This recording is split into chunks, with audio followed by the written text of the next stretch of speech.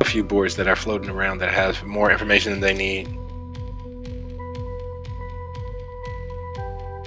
All right, so while Miro thoroughly bends Mr. McClarion over for the evening, are there any questions, suggestions,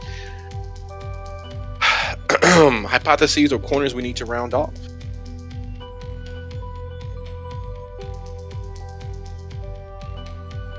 I think we're good. All right, I will take the silence as concurrence. I didn't get a harumph, but I'm going to move forward as if that is, in fact, what has taken place. Yeah, I'm good.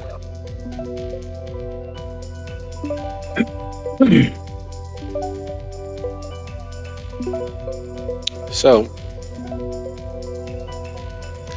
without further ado, without further delay, and without me beating the horse a little bit more than usual, play means a lot to me. Getting an opportunity to do so, clearly so, because I am, again, for those of you who are not here, I'm in a mystery location, in a posh hotel, downtown metropolitan area, acting as you all's storyteller, getting an opportunity to play. So it means a lot to not only myself, but to my family, my wife, and all of those many, many good things. So thank you from the top of my heart, from the bottom of my understanding, and from the fullness of all my hope that we get to further explore and enjoy these characters' lives.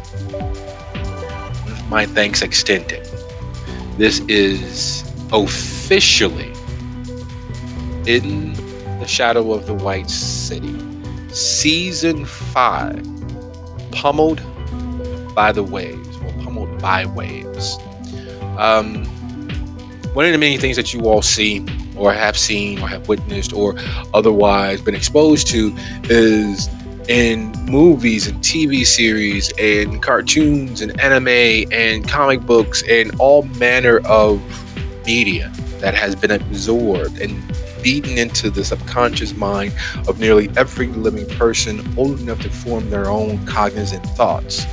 Diving from a high surface, from out of a plane, out of a helicopter, off of a building, off of a bridge, appearing in the middle of nowhere through some aperture through time and space, and plummeting gently like a knife, like a high board diver into the water with nary a splash. Sometimes occasionally a little bit more than a splash, but usually driving cars, driving people diving, people leaping.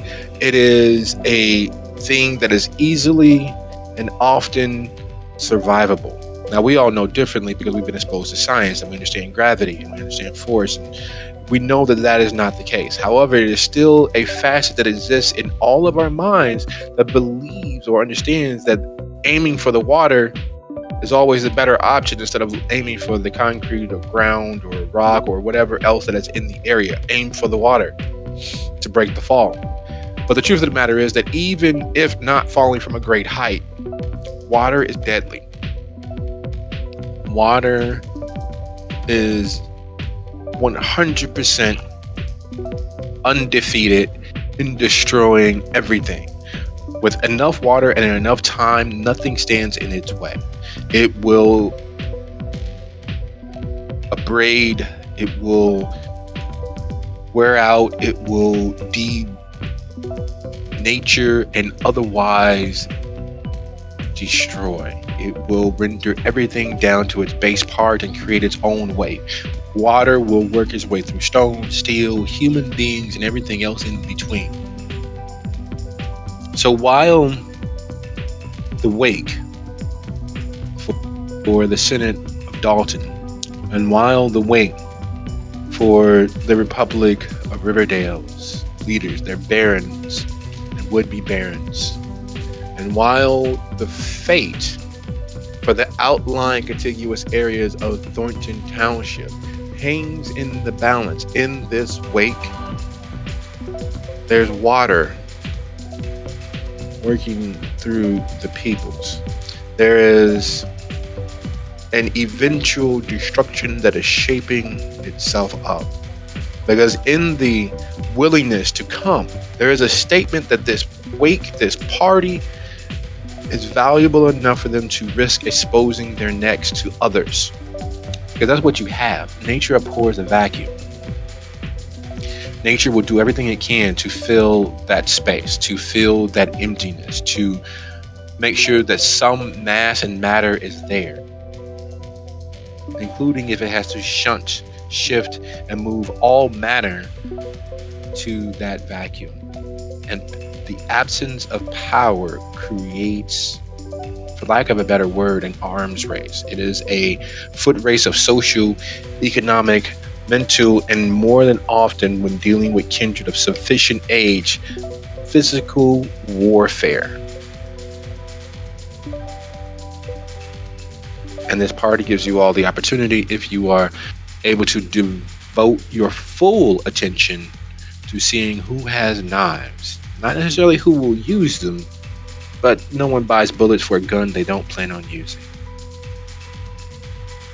So with the party in full bloom, with the wake fully in action, starting in reverse alphabetical order. What is everyone doing? If you are splitting your focus, you will have, as always, significant issues, because as many times as we modern people believe that there's such a thing as the ability to multitask, the truth of the matter is it is an impossibility. You only have 100% focus.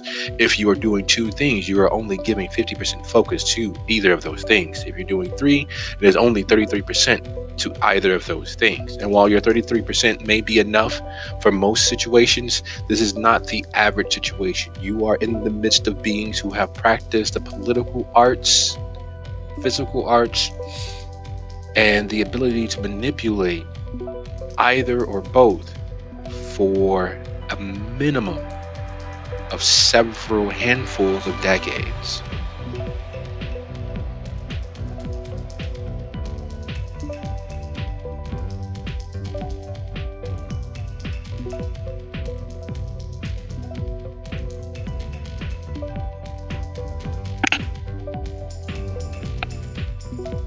As I mentioned before, Zach tries to pick up on who the second mingler is while playing Freebird. So he's devoting his attention to two things at once, thus giving him only 50% to each task. All right, that being the case, let's take a quick gander at what we will let the fates decide for good old Zach. Would you be so kind as to roll your wits plus performance? Wits plus performance on it. Any target number or just in general? As high as you possibly can. What? As high as you possibly can. Fair enough. And I will go ahead and roll the subtlety of those who are milling about, lining up their forces, seeing who's an ally, seeing who's an enemy, and otherwise dancing and flitting like social butterflies, which secretly is gathering salt.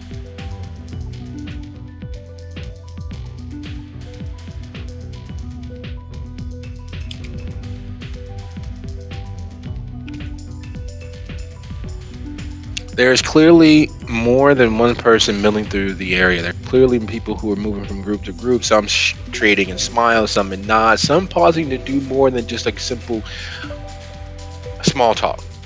But there is, the best way to explain it in this particular situation is you are on the stage. A lot of people are, as per usual, using music as the backdrop to their lives. So they're not really focused on what Zach is doing. They are, however, focused on their aims and their goals, and they are able to disguise and discern others' goals by being more focused on that. in the doing. It's for Zach like watching a stage play with the wrong subtitles on. While you are sure that there is more afoot, that there are people utilizing this for more than simple grieving the loss of others and trying to come to grips with the new normal, the subtitles are in Greek hieroglyphs written by way of an Abyssinian barber.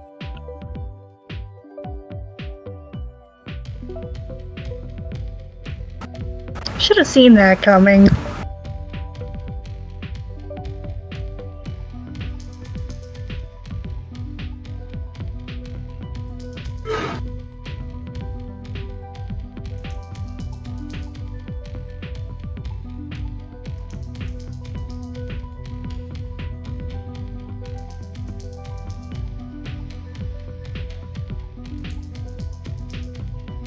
All right, you all don't hear that, right? What was that? Hear what? Excellent. You all didn't hear that. Excellent. So, with the understanding that there is quite a bit afoot, knowing that you are not the only member of the very high and noble regal clan of the Rose present, what does that continue being the entertainment?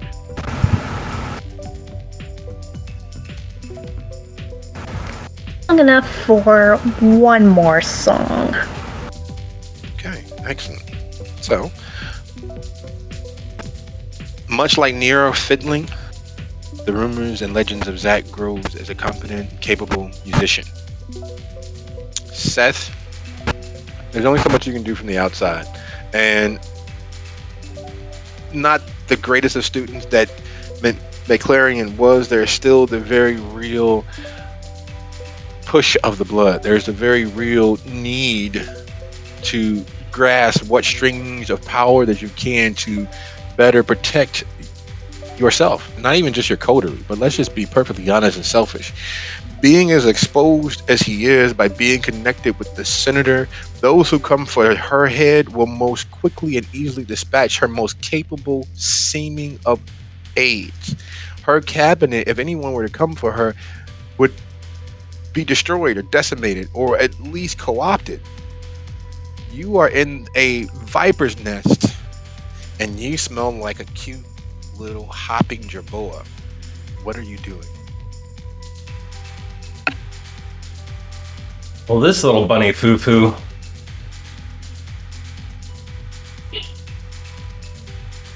survived politics in the Boston PD, and he knows the pivot and leverage points that he exists in. He also knows where his bread is buttered. So, Seth is going to do his normal skulking quietly on the sidelines and watching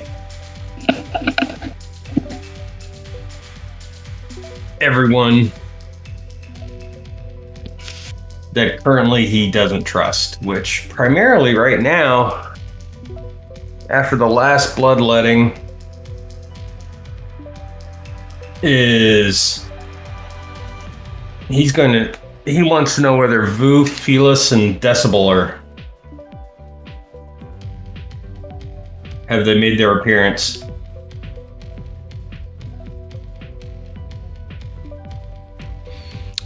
Yes.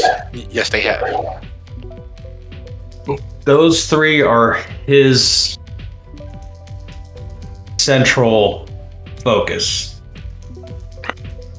He doesn't trust two of them, and the third one's just too weird not to be aware of.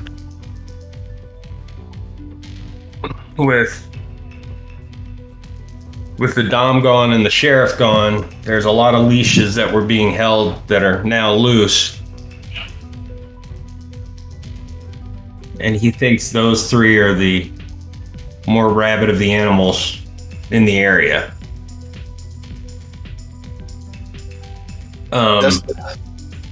Decibel entered. While you expected him to be in the presence of Cyprian, his adjutant, his right-hand man, as it were, he also comes with a very tall Abraham Lincoln-esque gentleman dressed in a black scientist smock with very steampunk Victorian era goggles resting on the top of his head. The tall gentleman, while Abraham Lincoln-esque in stature and almost completely rail thin, there is a dispassionate look about them, like someone who has been, like a child who has been overstimulated, and they're still up and they're still wired, but they're not quite themselves. They've hit the point of everything is everything and everything is too much, but I'm not to the point of having an actual breakdown. The other disturbing fact for Seth, having grown up in Boston, having spent time out east, you know a fighter when you see one. The way that they walk, the way that they carry themselves. The long-haired black woman on Decibel's left arm strikes you as someone who would easily drop you if you guys went mano-a-mano. Who would easily drop Frost if they entered into that situation. And there's that same wildness about them that you've denoted in Frost, that you formerly noticed in Rob, but it's turned more inwards. Where Frost is always, since his death, on the edge of ripping someone's life away from them, and where Rob was always looking for the opportunity to vent his strength, to show how much of a predator he was, not a monster, but a predator. This wildness seems tamped down, and as if all the fires are on, and it's just waiting for the right chain to pull the right lid to have the right steam vented. Oh, goody. So Decibel brought the whole party. And Felis and Vivu? They arrived, and for once they were not as camaraderily, as close as you've seen them. They spoke to each other on the way in as if they did not arrive together. And instead of doing their usual two-step through the gathering, View makes his way into the gathering and heads more closer to Naomi, who's seeking to speak with Dia at the back portion of the open space, while Felix attempts to importune Blakeney.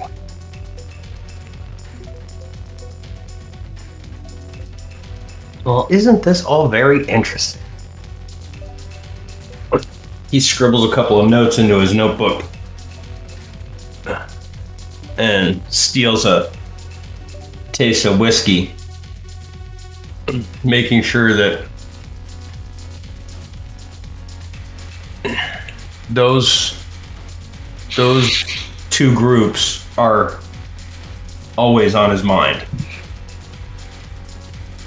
He makes a special point to make sure he knows where and when they go and who they talk to. Okay. Would you be so kind as to go ahead and roll your wits and investigation? Your difficulty is 5. And while that roll is happening, Muzan, you have never been the leader of anything except for your own mind. You've never been responsible for anything that you didn't claim as yours and fight for. You've never been responsible for anyone else. You've never been the voice of reason. And to have it decided so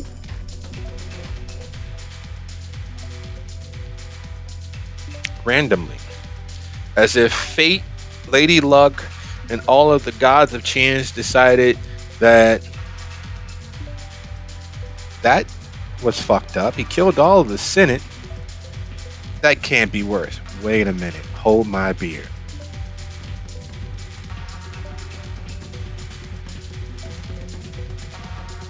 And you are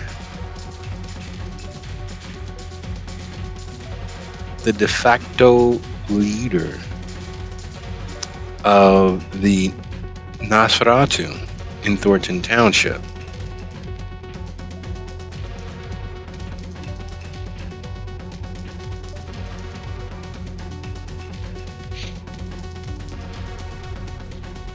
And it couldn't have happened to a less qualified rat.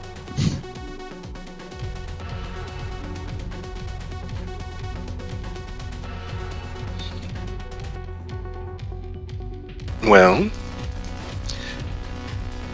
there is potentially that. But there's also, like, no ifs, ands, or buts about it. One of the many reasons that you won't let on why you've never taken that facet onto yourself is because of how you became who and what you are. It's all of the reasons and all of the people that you've come to take as your own to grant some grace of yourself to.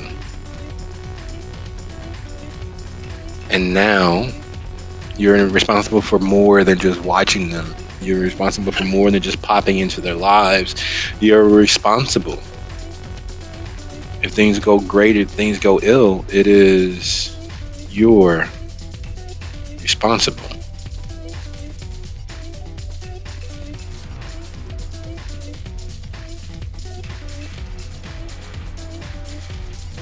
Big shoes to fill, I better learn quick. And Muzan is going to try and find Dancer Dan again to see what the hell he meant about what he said last time about there being others, more than just the two of them.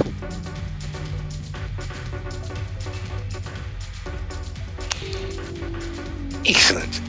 Making your way through the party, you find Dan waiting his turn to get time with Dia. He literally is patiently waiting. He's holding a drink. He's not really sipping it because, well, unlike the vast majority of Kindred, he doesn't care how he looks. He doesn't care what people think of him, not specifically. But he doesn't engage in anything unkindred around other kindred. It's like that's the one thing where social mores and etiquette will play havoc with him. But everybody's got their own thing.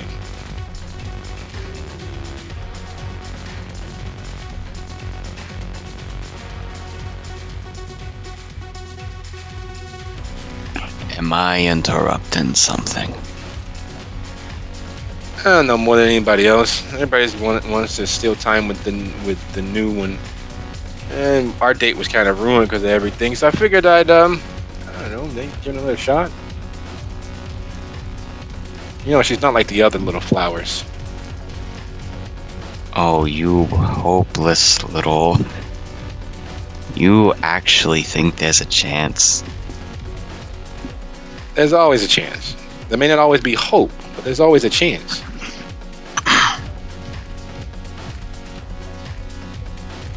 You know, the fates decided tonight to really screw with me.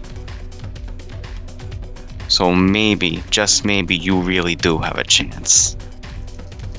What's the worst can happen? She says no. Well, she already said yes once. She can't take that back. You have a more positive outlook than I do. Now, Nah. About what you said before. You told me we were the last two left, and then you said, no, that's not actually the case. Which is it? You serious? Want to do this now? But okay, you're the boss. So look,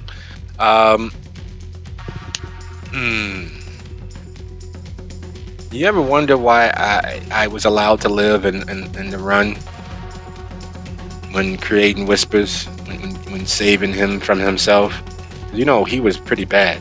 He was one of the people that I watched instead of, you know, riding my brain out with reality TV. Watched as in...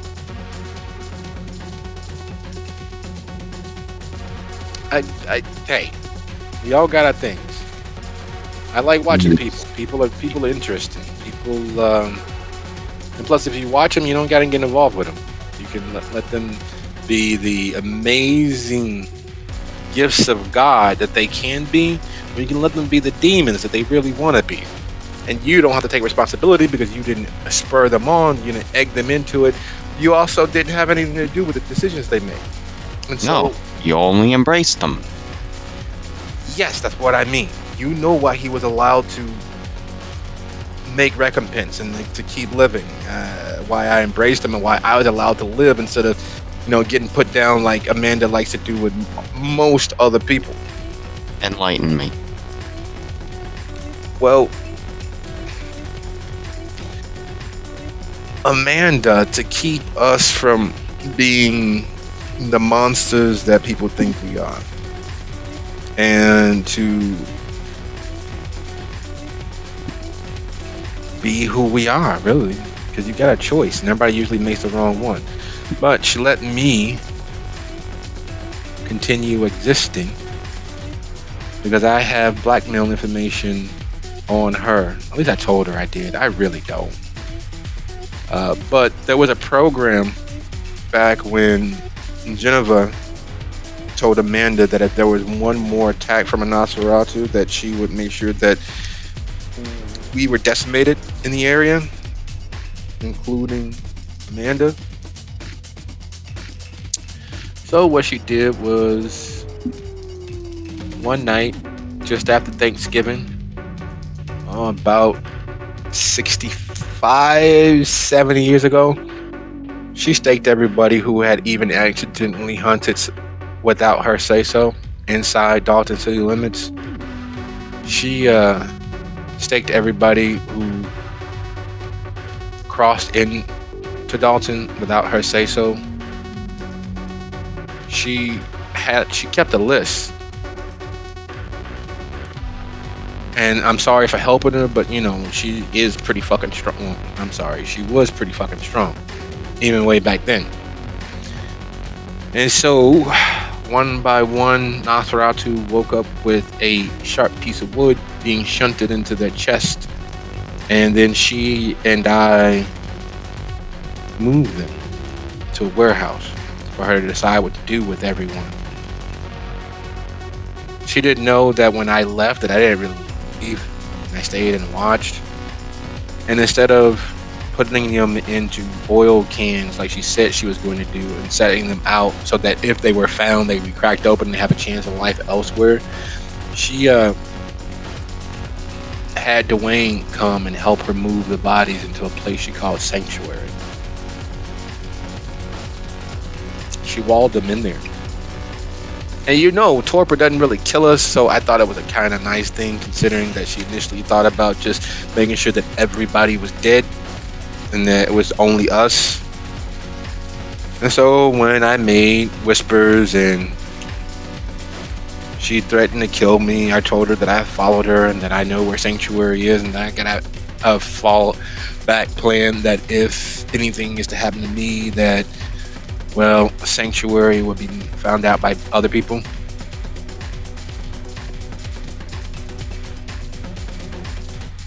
But you don't actually know where it is, do you?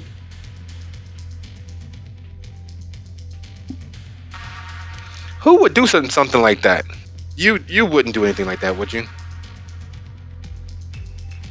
Which part? Staking them all and burying them in a freaking concrete tomb, or letting them all out? Burying them. She put roughly 30 kindred into torpor because they had transgressed purposefully or accidentally. And more times, with me looking back on it, 2020, hindsight is 2020. Most of the people were really innocent. Think about it. Who knows? Who cared what Dalton was 65 years ago, 70 years ago? Who doesn't occasionally hunt near their own haven? So you mean to tell me that there's 30 of us, staked and buried somewhere that no one knows in this city? For the most part, yeah.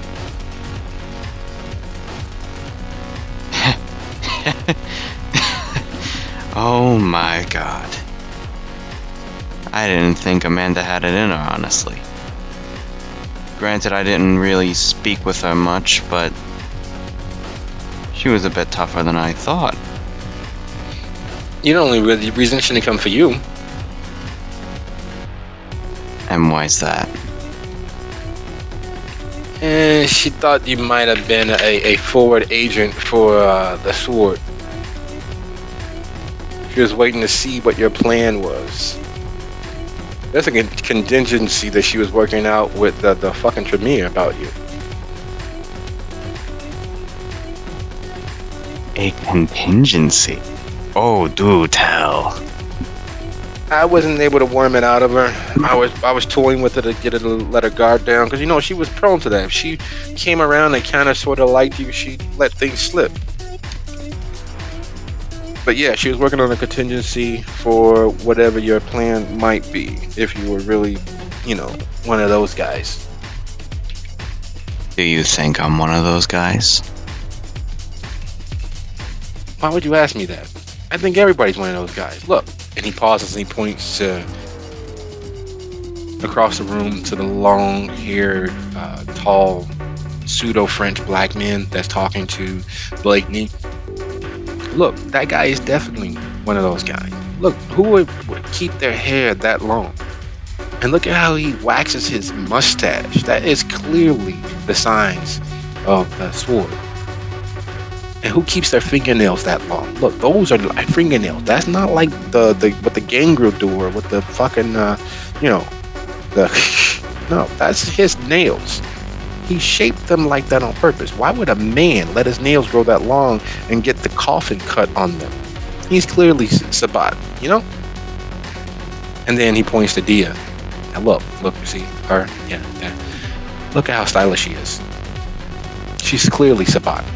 No good upstanding member of any other sect would ever dress that stylishly at what is basically an Irish wake. And then he points to McLaren on the steps, taking a quick sip of whiskey. Now look, what kindred in their right mind would do that when other kindred are watching? You know how many stomachs he's turned by doing that? And look, what is he writing? He's clearly keeping tabs for the Sabbat. This whole room is full of kindred who are really Sabbat, and no one really recognizes them as such just yet.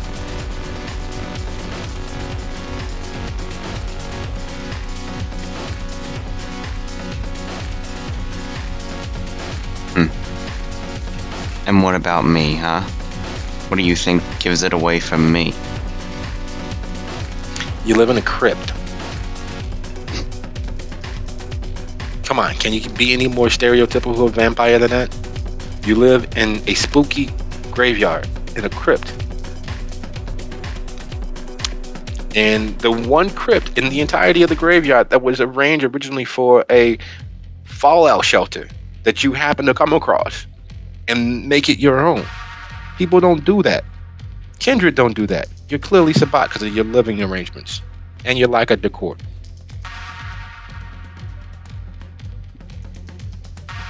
You know, I could say that you're Sabbat too, based on how well you seem to know how the Sabbat work.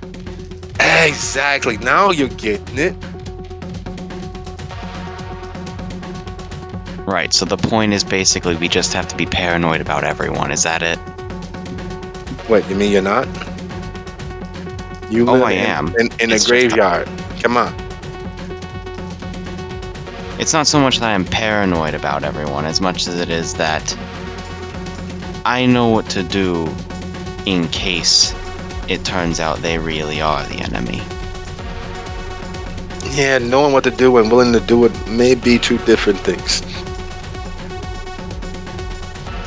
Alright, well, we got a little bit off track, so these 30 staked Gnosses. We have no idea where they are.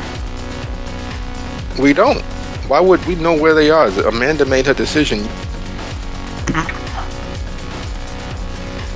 But you followed her. didn't you?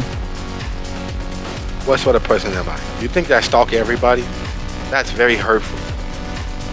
You admitted to doing that not 2 minutes ago. And you're putting words in my mouth. How? Oh my goodness. I thought we were having a friendly conversation.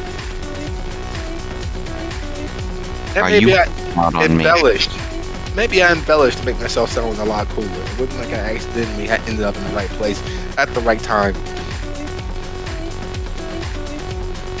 That never happens. Fate never works that way. I disagree. But if you're adamant about keeping this secret, fine. We'll figure out a way to worm it out of you one way or another at some point.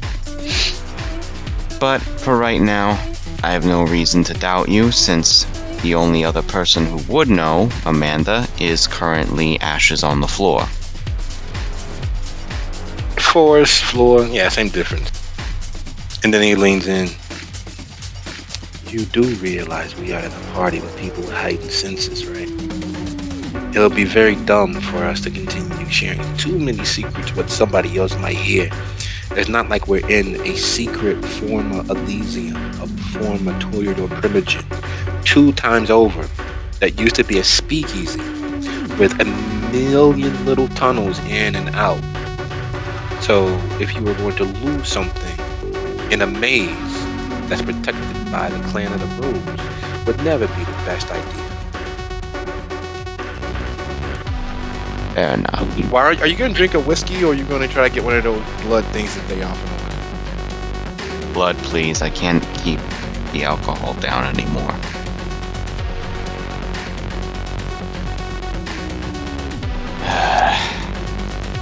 Shit, I got a lot to learn about this, don't I? I think everybody does. The whole thing's changed. Doesn't have to, not that much. But, you know, people get greedy. And they want more than what they had. Or they want more than they think they deserve. And so, we are literally watching the battle lines being drawn. You just gotta figure out what side you want to be on. Well, Dia already likes both of us, so... She likes me. She puts up with you. That is accurate, yes.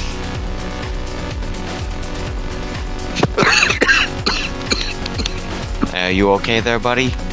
Blood going down the wrong pipe? Oh, definitely. It is.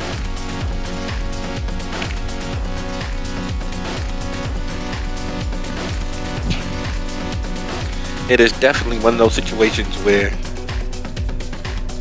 I definitely wish I could have some of the good stuff. You know, they got a bottle of Louis 16 upstairs that no one can drink.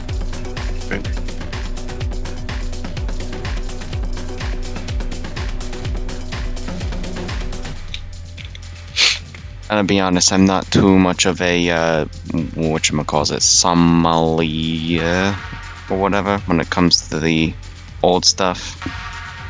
Yeah, you didn't look Somali to me anyway. But, and with that, he steps towards the bar to refill your glass and his. And as he steps towards the bar, leaving you not far from Dia, we shift our gaze to Frost. Now, in this party, there's a lot of kindred that you have known or noticed from a distance. There were many that were there on the night that you died. But most glaringly, there is a contingency of the clans, or at least the bikers that represented the clan, that were responsible for Robert's demise and your death.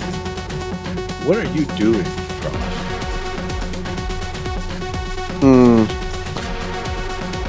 I'm gonna walk over and introduce myself. To whom? To those people. To the people who look like they were the ones that were involved in Rob's death and mine.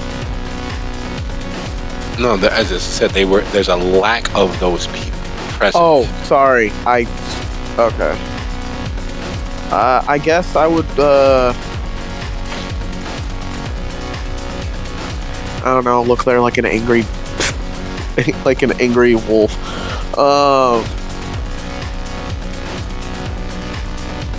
He would look around to see if anyone's making eye contact with him, like, you know, looking at him, and then he'll introduce himself because he's bored.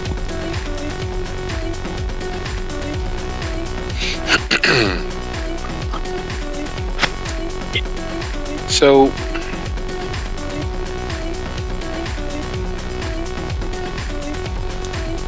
wait a second here. That and get this together. Give me one quick second. I'm gonna put a picture up for you because I'm being lazy.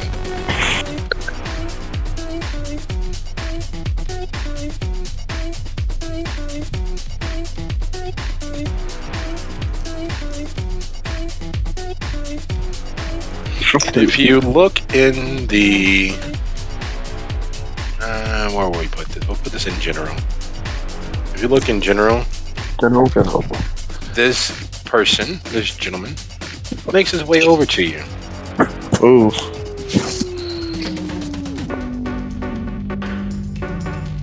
Howdy.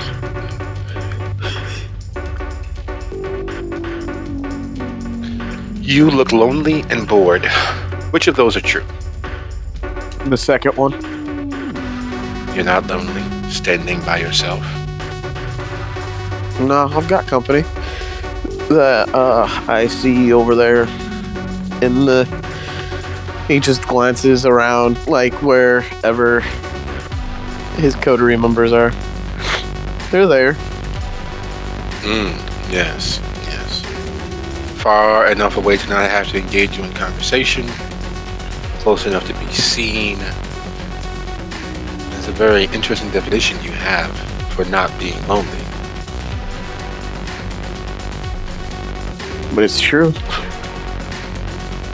My name is Felix, and I understand that you're a part of Senator White's cabinet. But my question, because the last time that I actually noticed you were decidedly more alive.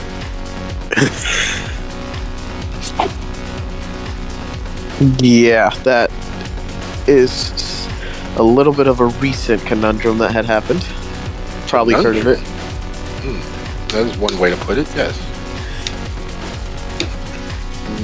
And was this by your choice, by your acceptance? Had you been groomed? Nope. I'm pretty sure it was either a mistake on my friend's part or he did it purposefully. But I would have died. True death a few days ago if someone's blood did not get into my mouth when I died. Oh. So it was thrust upon you? Yes, correct. And how do you feel about him putting this into your mouth? Well, I mean, I'm stronger than ever. Feel like I can take quite the punch now. I'd have no regrets. So you have no regrets about someone forcing you into this life? Now, I was always on this path, Felix. Really? So someone had asked permission to kill you? No one asked permission to kill me. That's just what happens in battles. People die. No, it doesn't work that way for us. If there wasn't permission given, i.e. your death was asked for, then the person who killed you, who granted you immortality, their life was in fact forfeit in your place. Yeah, so I guess I replaced my sire. But with them breaking our traditions, it would also mean that a good portion of your continued existence would be one of servitude. Yeah. He glances over to where Dia is and just says, "Yeah, I am." And then looks back at Felix and goes, "Yeah, you could say that."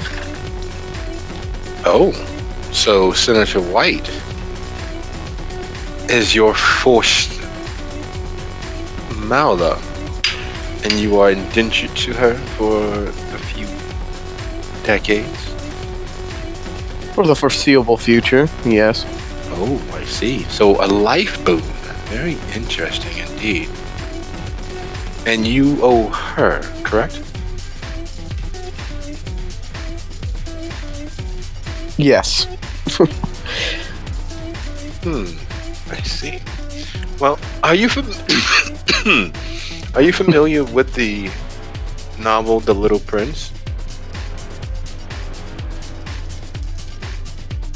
Yeah, I am. There is a portion with the fox when speaking to the Little Prince. He tames the fox, doesn't he? The fox becomes his friend. Friend. That is a very human ideal. The fox becomes his slave. The prince becomes responsible because what you tame, you own, you become responsible for. Are you tame, little fox?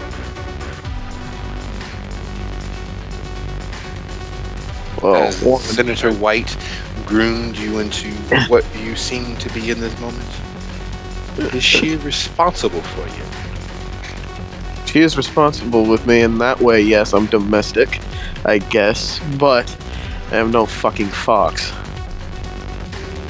You undersell your potential charm and your attractiveness, but so be it. If you are not witty enough to keep up, I do understand. Witty. Oh, yeah. Sure.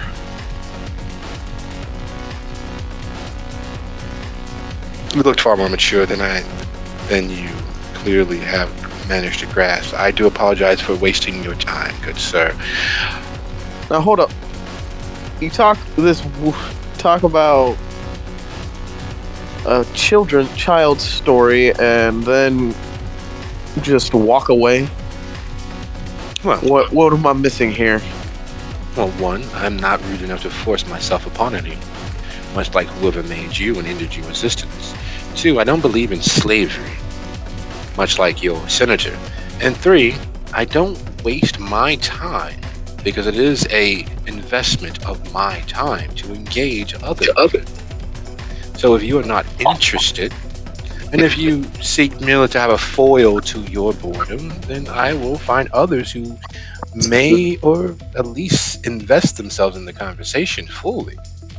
We are monsters of the dark, but we are not without the ability to be wounded.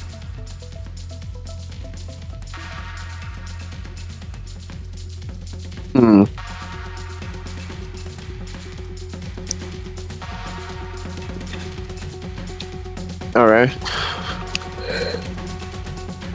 Sir. Mr. Felix. Good. So the fox was a slave to the boy, and you're saying I'm the fox, so the prince is Dia. But there's Is Dia seeking to claim Praxis?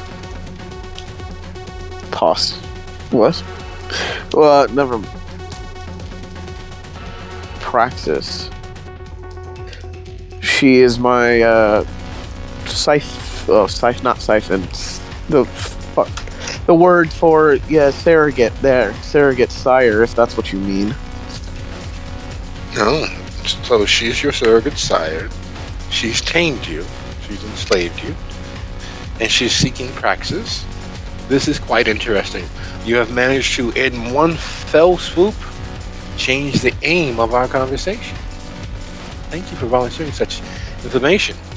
And for taking me into your trust and being honest and forthright. I will share something with you. If Dia Concordia, Senator White, proceeds to seek Praxis, I know that there is at least one member of the former Senate that might support her. Now, one member doesn't mean all that much, but what they know and the access they have to others could be. So, with Dia seeking Praxis, let's arrange a meeting with Dia and this particular individual. Do you have a cellular device? Fucking pulls out a Nokia.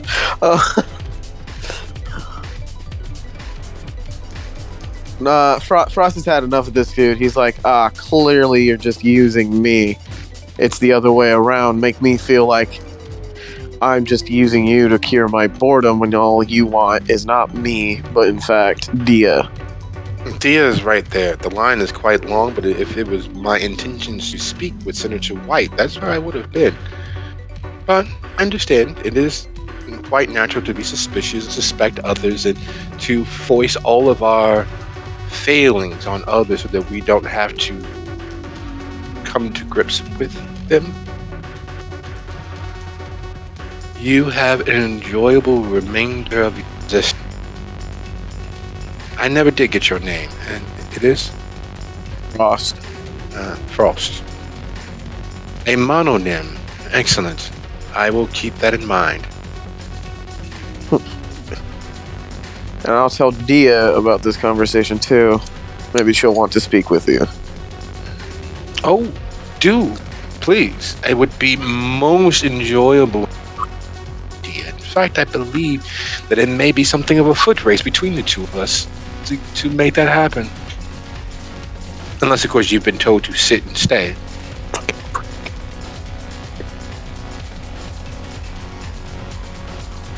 Uh-huh. Yeah, so Frost will just start walking away at this point. This dude's just annoying him, and he does not want to cause a scene.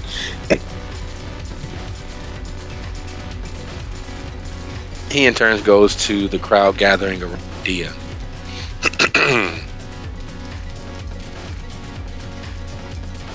And speaking of the crowd gathering around Dia, you look over the heads of Naomi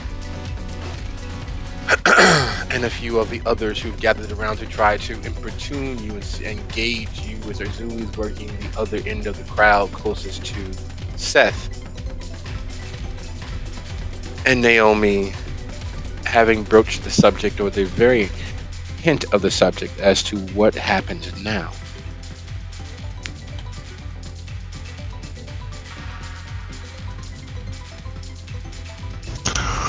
Okay, first, one thing though. I asked you a question in DMs and you didn't answer me, but I think I already know the answer. So if the answer is what I think it is, am I dual piloting today or just mono piloting? Just mono, just Dia. Aww.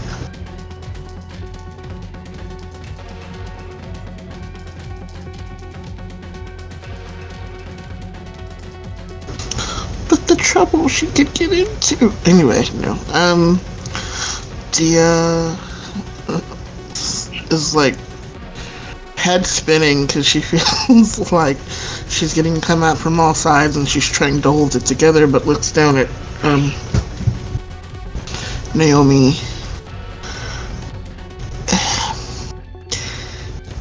What particularly are you asking about it coming next? Are you worried about the trial that you were supposed to have? Might I remind you that two of the people that were attempting to, in fact, kill you are now dead themselves, so I don't think we can afford to kill any further senators.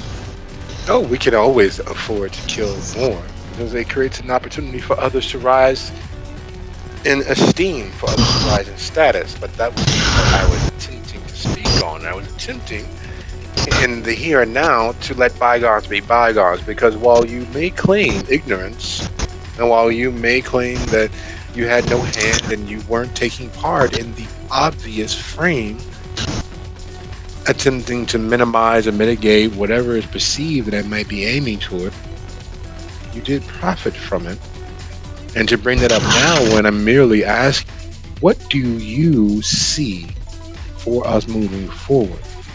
Because unlike these other creatures of the night, unlike the remainder bulk of our remaining senators, I was hoping that you, being the newest of us, being the youngest of us, being the only other black woman of us, would see beyond the frame job that was being placed on me, would see beyond the petty power grabs that are happening right here in front of us, so that you and I could find a way to move forward in a positive light.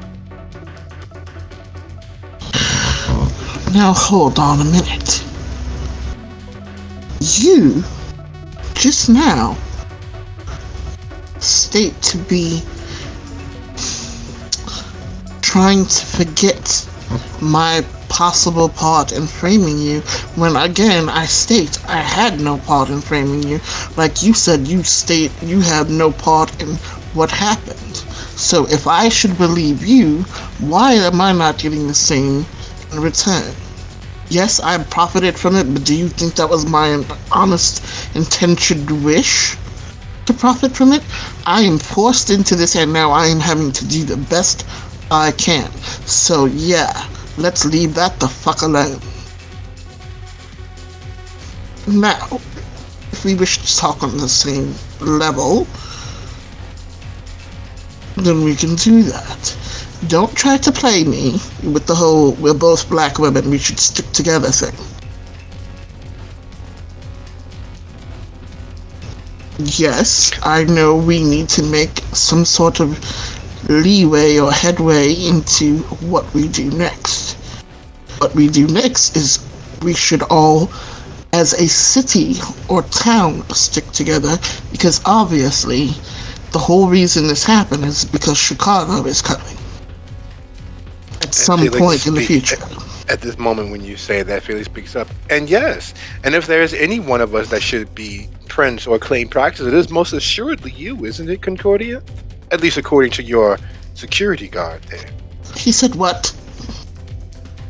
And Naomi looks from you to Felix, and there's a gif of Captain Picard literally smacking his head. Yes, and that's what she does, as if that literally counterbalanced everything you're thinking to shout at her, and she just shakes her head. It has been lovely speaking with Senator.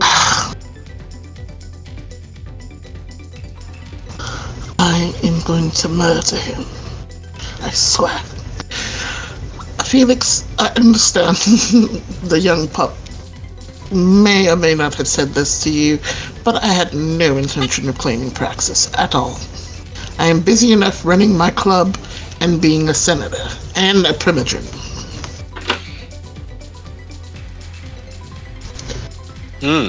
Busy. That is very interesting.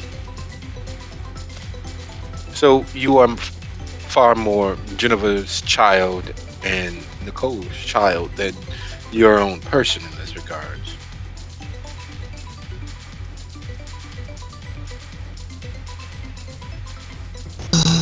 There's a very small part of Dia, like the eye is starting to twitch a little bit because she's getting highly irritated with all these people assuming things and trying to put her in a box or make commentary about who and what she is.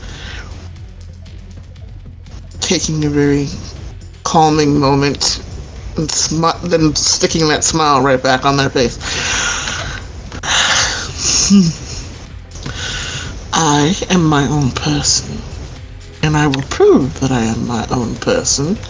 It's just going to take a little time because everybody wants to see me fail. Everybody wants to see me as Nicole's little pet, or Geneva's ex, or however many other titles I may have previously held. Nobody respects me as who the fuck I am now. I'm sorry that you believe that. I didn't know that asking a question would be so troubling for you. I apologize. I retract the question. I was hoping to verify one way or the other whether you were seeking the princedom, because we all know that Dalton, despite all of the assumptions and the play acting aside, is nothing more than a pawn for Chicago to begin with. We understand this. We know this. The question... Questions are not a problem. It's the manner in which they are posed that is sometimes the problem. And the timing of those questions also, that is sometimes the problem. So now, I am not seeking Praxis. I do not wish to be Prince or Princess of Dalton. It is by my own choice that I do not wish this. So you believe that you would be capable of doing so? No, it's just not something I wish. I'm more than capable, but it is not something I wish to do with my time. So it's not a matter of ability in your understanding. Mm-hmm. It is merely that you find leading tedious? Do you find the people not deserving of your talents? Why is leadership an issue with you? No. Oh, okay. That is very good to know. So the citizens of Dalton are not worthy of your attentions or your talents in leading them out of this slump that we are in. Good to know. Yes. Exactly. Exactly as you said.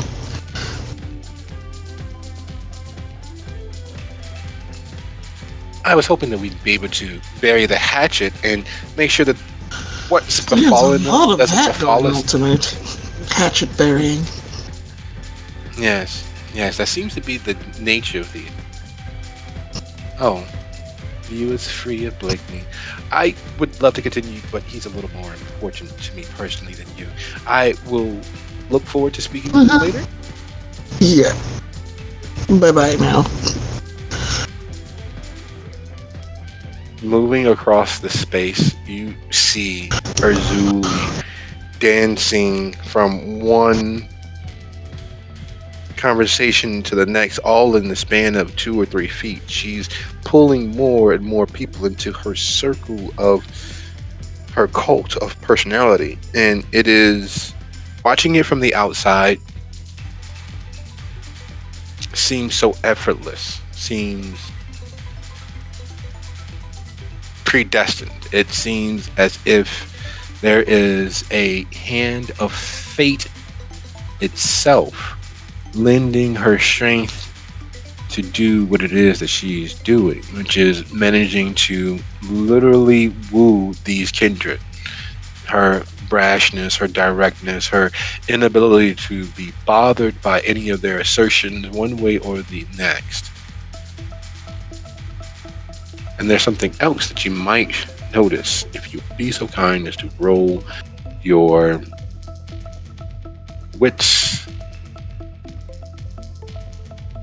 plus presence. There's something magnetic about her, and watching it from a distance, it's almost as if you're watching a strobe light in effect. It's brighter when she's talking to some, less bright when she's talking to others. She begins and it's nice and bright, but then something is said and she smiles or she does something with, and it's less bright, and she immediately shifts her gaze to the next person, and then to the next person, and then to the next person. She's literally juggling their attention and giving of herself with such a rapidity and such a forceful fullness that it is impossible to not notice her.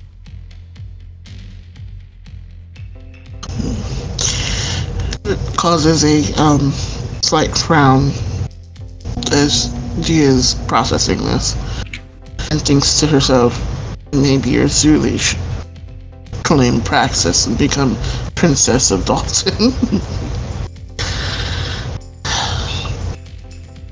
And then looking to see who else is waiting for her attention, thinking that maybe Felix might have ruined all that and people would have walked away, but if there's anybody else waiting to talk to her, she'll try to get to it. His response and his remarks and his attention-seeking behavior could have definitely come at a much better time. Because as it stands, Dia is, well, there's Frost.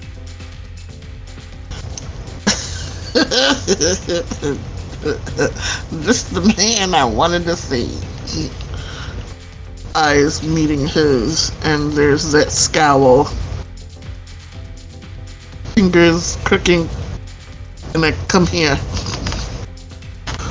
He says under his breath, "Fuck, I did something." Praxis. And starts walking over. Praxis? Yeah, what is that? Claiming Praxis. Good lord.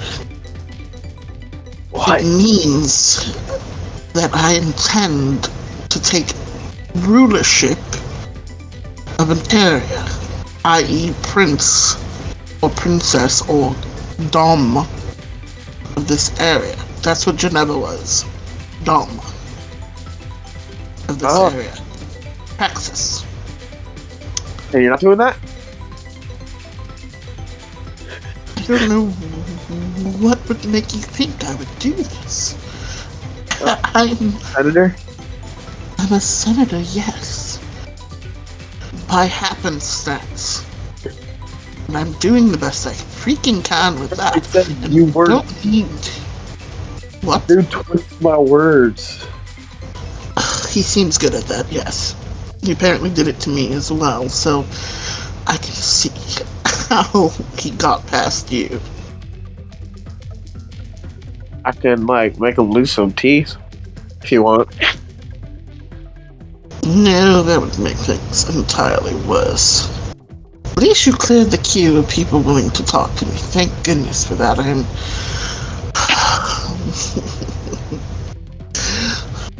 really stressed out at the moment. But wait. Come closer. Why? I Hey, promise move. I will not hit you. He moves closer. She turns him very gently to look at her Zulu. Watch.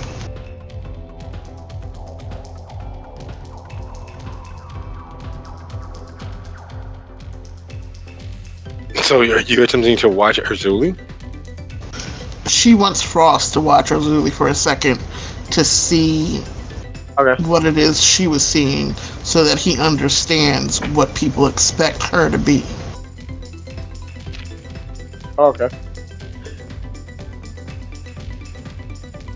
So roll against whatever the shit. Are you watching, or are you crossing your arms across your chest to become a blank slate again? I'll look at the person she wants me to look at. Excellent. Would you be so kind as to go ahead and roll wits plus performance? Gotcha. Well, wits plus performance. That's a 4.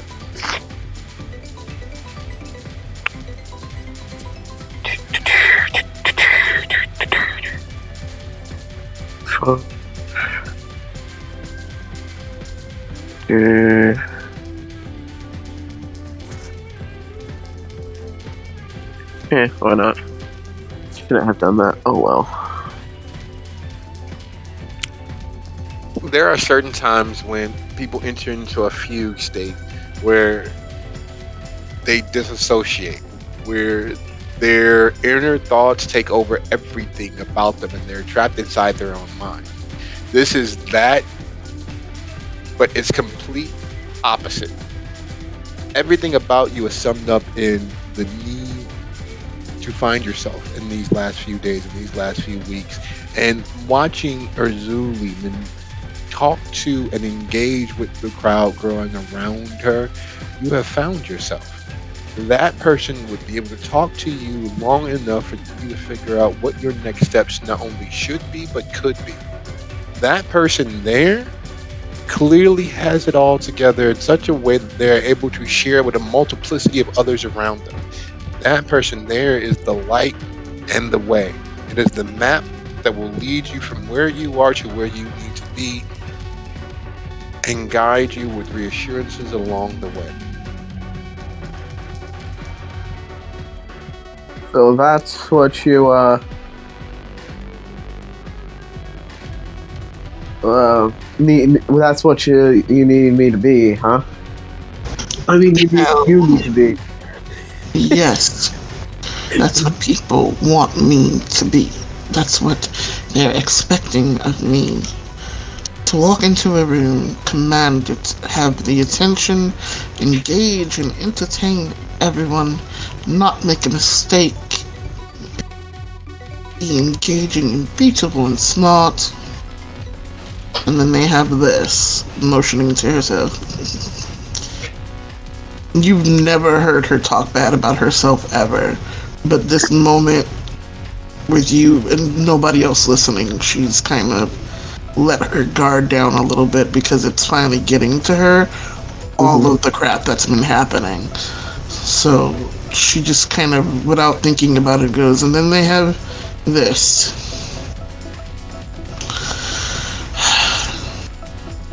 Don't sell yourself short now, Dia. I'm being real and realistic. Well, you're a predator. What's she? Primogen, or she was Primogen of the, or Primogen adjacent in Chicago, so big city vampire.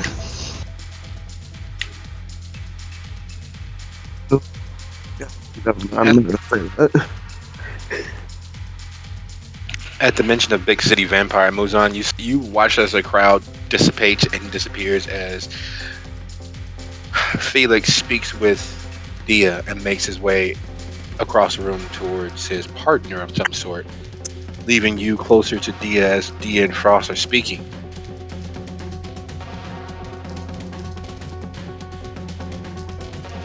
Well, howdy.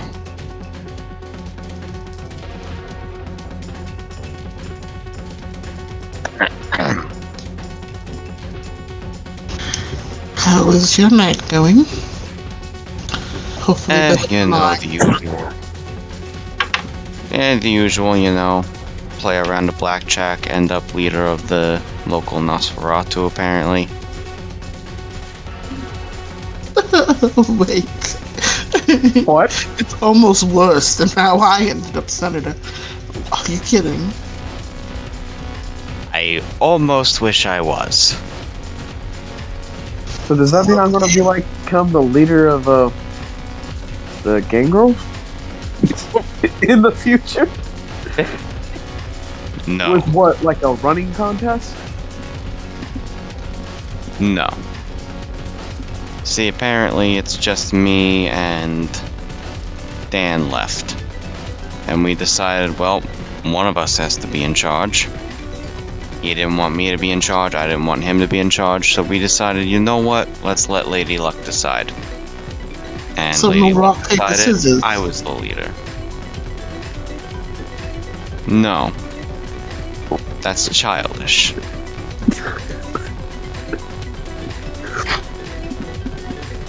I would have rock, paper, scissors. And what are you? I ain't a child. I'm fucking almost in my 40s. That's cute.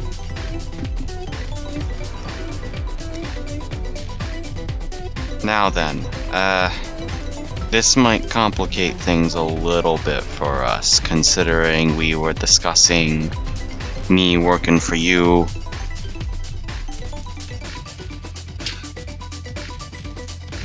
I suppose. What's more, one more complication. But perhaps, less working for me and more working together would work. I like the sound of that.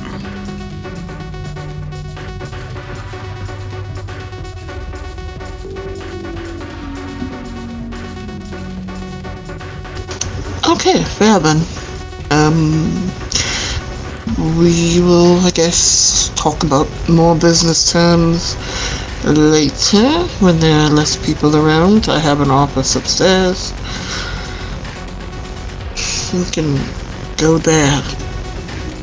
Sorry, I think some of the blood I had earlier is not agreeing with me. You know, the best way to cure that is more blood. I'm sure. You know, all this, drinking from, like, fine wine cups is nice and all, but, is anyone to actually find, live meat? Agreed.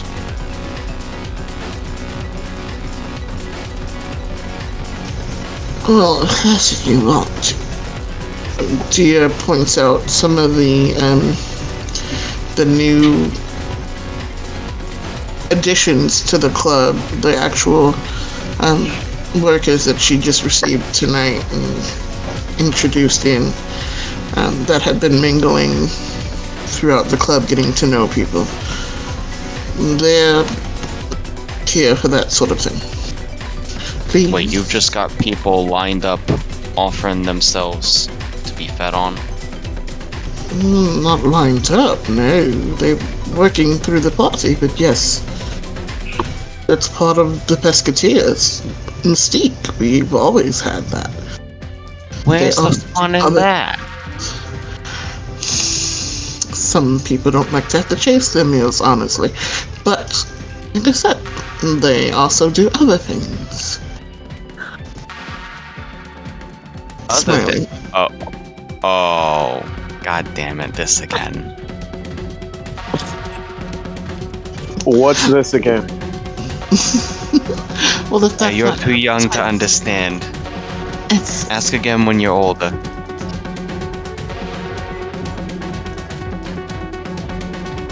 I'm gonna get real tired of these you fuckers joking about my fucking age.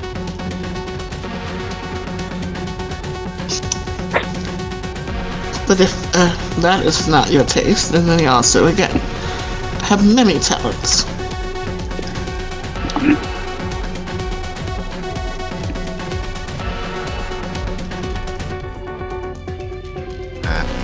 You know what? It's better than drinking from a cup. Let me see if I can find one that's decent enough taste. And Muzan will try and find one if he can. Oh, finding one is the easy part. Keeping it just at one is the hard part. Their training prohibits them willfully being in singles by themselves with people who, by dint of their very need to continue existing, aim to divest one or more of their existence.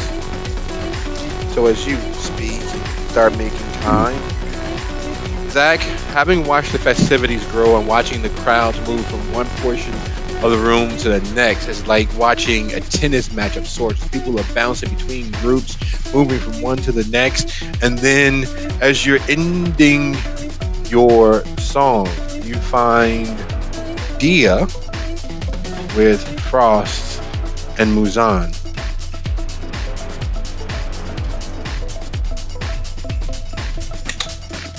As Zach ends the third song, which is Nothing But a Good Time by Poison, he grabs the microphone. No, I got a feeling. Seriously fast!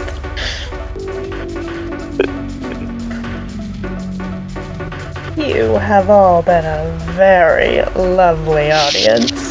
I do appreciate each and every one of you taking the time to make your appearances. But unfortunately, my time in the spotlight is over. If any of you want yours, here is your chance. And with that, he unplugs his guitar, grabs his stuff, climbs off the stage, and heads over to where Dia, Frost, and Muzan are to try to figure out what the heck's going on over there. As you get there, Muzan leaves to begin mingling amongst the other partiers. And being the Toreador that you are, being the Toreador that you were raised to be, is a little hard to see that as anything more than a small slight.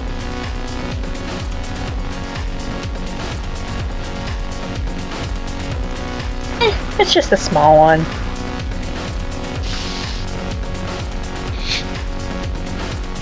He's had worse happen tonight. Just tonight? What about last night? And the night before. Exactly, so this isn't really that big a deal for him compared to all that.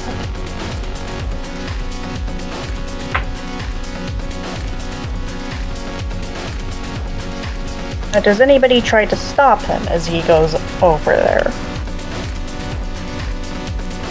No, he's mingling with the party. He's trying to find people. He's looking, he's reading.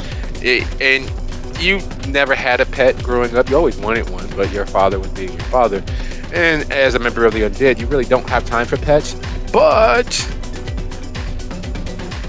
watching him mingle amongst the crowd is decidedly far more visceral than you would expect. Because as he's speaking, and you can almost hear his voice in your head, that distinctive accent that makes him far more attractive than he should be. You can almost see the air being sucked across his teeth, across his fricative palate, to discern what a being is by their scent. But while that's happening, you draw close to Dia and Frost, and it's clear that Dia is not her ebullient self, not the stone face silk suavity that she normally has.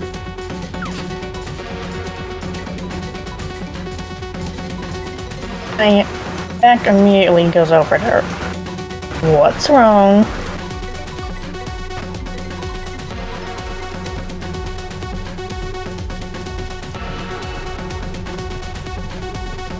What do you need to get out of your system?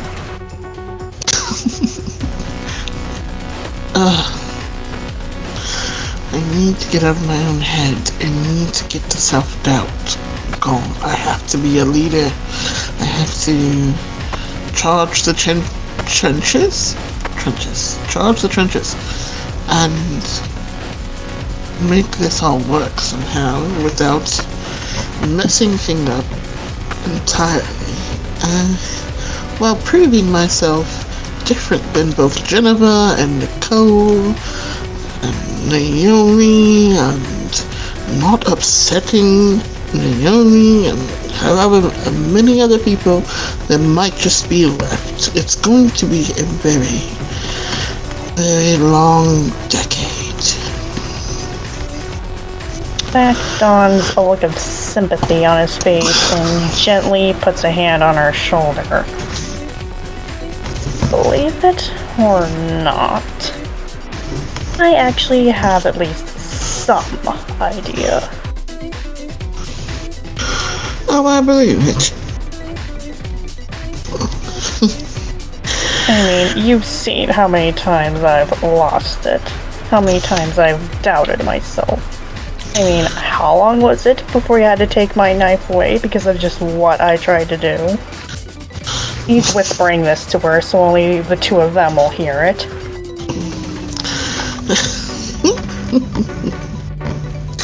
That's quite true. Don't worry, I will not walk around with a knife. Unless I need to protect myself somehow. But no. I'm not that far yet. Hopefully you never do get to that point. No, I hope so. Apparently, though, Frost told somebody that I was going to claim Praxis without knowing what Praxis meant, and now it's become a bit of a thing. Never actually said you were planning on it.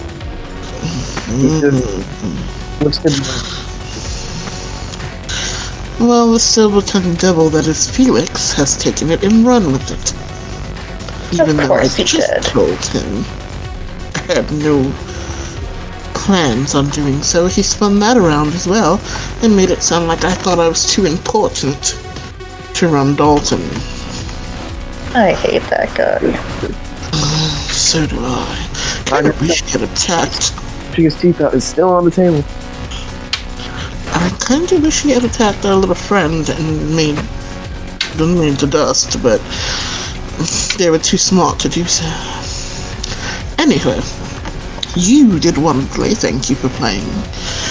I know it's kind of like the band on the Titanic. Nobody pays attention, but I appreciate it. That's what I'm here for. Be pretty and make music. Storyteller, as Dia's kind of looking out and about, does she see Decibel and his friend, or the other guy with the black smock and cape? Yes, they're speaking with Blakeney and Razuli and the crowd of slightly more urbane kindred.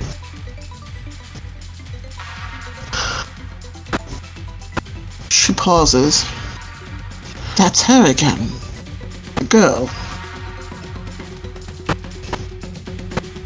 Consequences over. That one. She is like you. And I asked...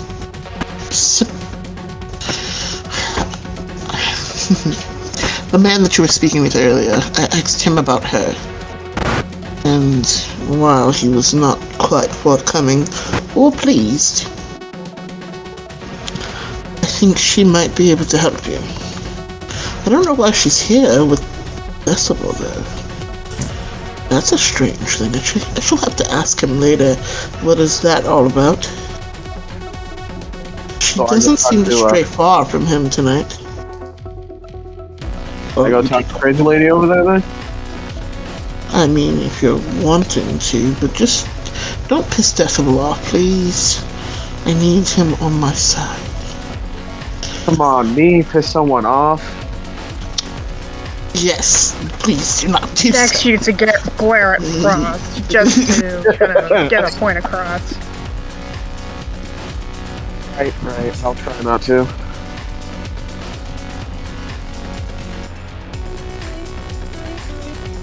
And Zach looks to Dia. Is there anything you need me to do that you are sure I can screw up?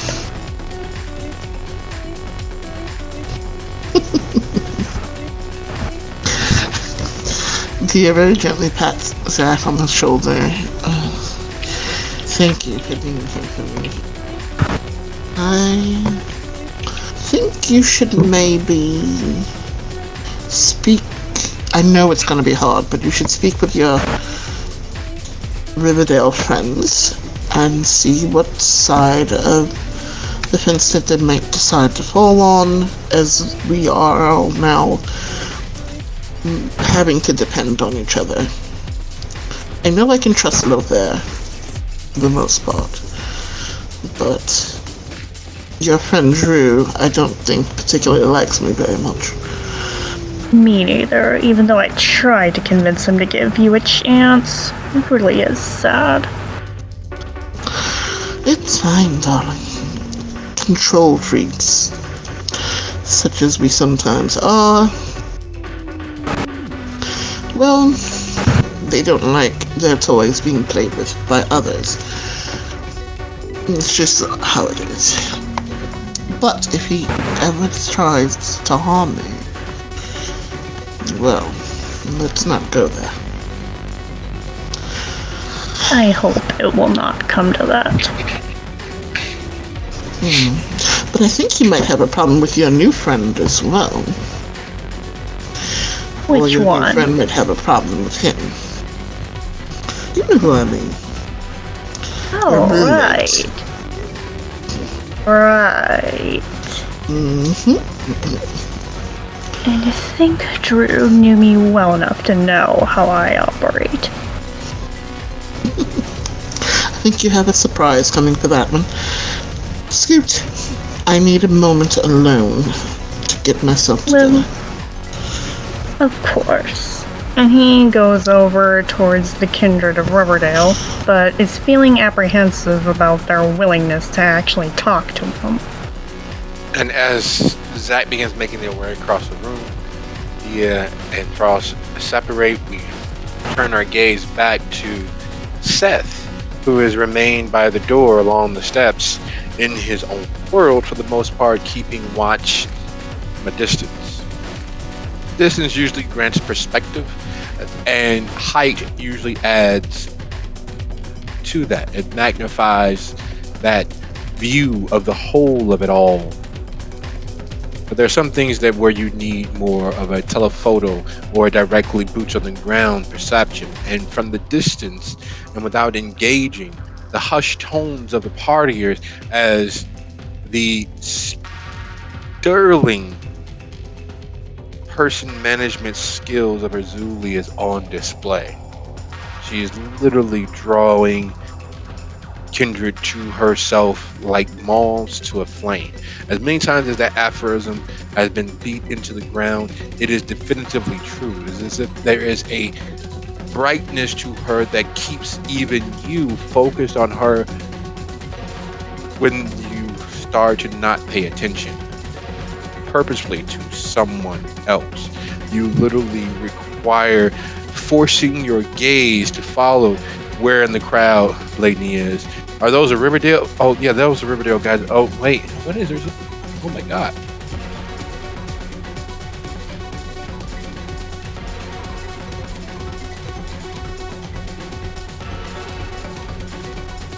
Okay, so I rolled the dice. I don't know whether you saw that. Seth is maintaining his vigil because his greatest asset to Dia's continued power is his ability to look at things and see the underlying patterns. So that's what he was working on with, especially with Felix, Vu, and Decibel, because he considers those the three flies in the ointment. And having noted that Vu and Felix seem to be at some sort of odds, he would really like to know where their fracture in ideology has brought up. And he knows it's spinning around Tony's appearance, but he doesn't know which way they each fell. Decibel is definitely making a full-throated appearance of power, but as a free land holder, in one of the only free land holder in Dalton, that's not utterly surprising. Azuli coming out that strong raises an eyebrow or three. Seth decides it's time to stop being the peeking vulture and heads over to the rest of them.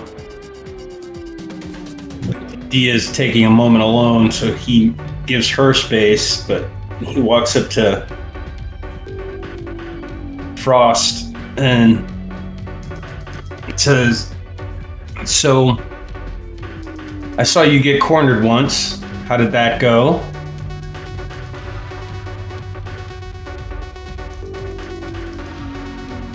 What, by that field ball? Yeah, the Vu's little carbuncle. Yeah, I want to make him lose some teeth, but Dia said no. Okay, well, we're gonna avoid starting a fight here because remember. Yeah, I know, that's why I walked away from him when I did. Also, I'm going over to that lady over there. Dia says she's probably the same place as me. Same blood. Oh. Well, that would be an important thing to do. We definitely need to know more about where you came from. Mm-hmm. I'll let you do that on your own. I'm gonna. Well, Decibel's over there too.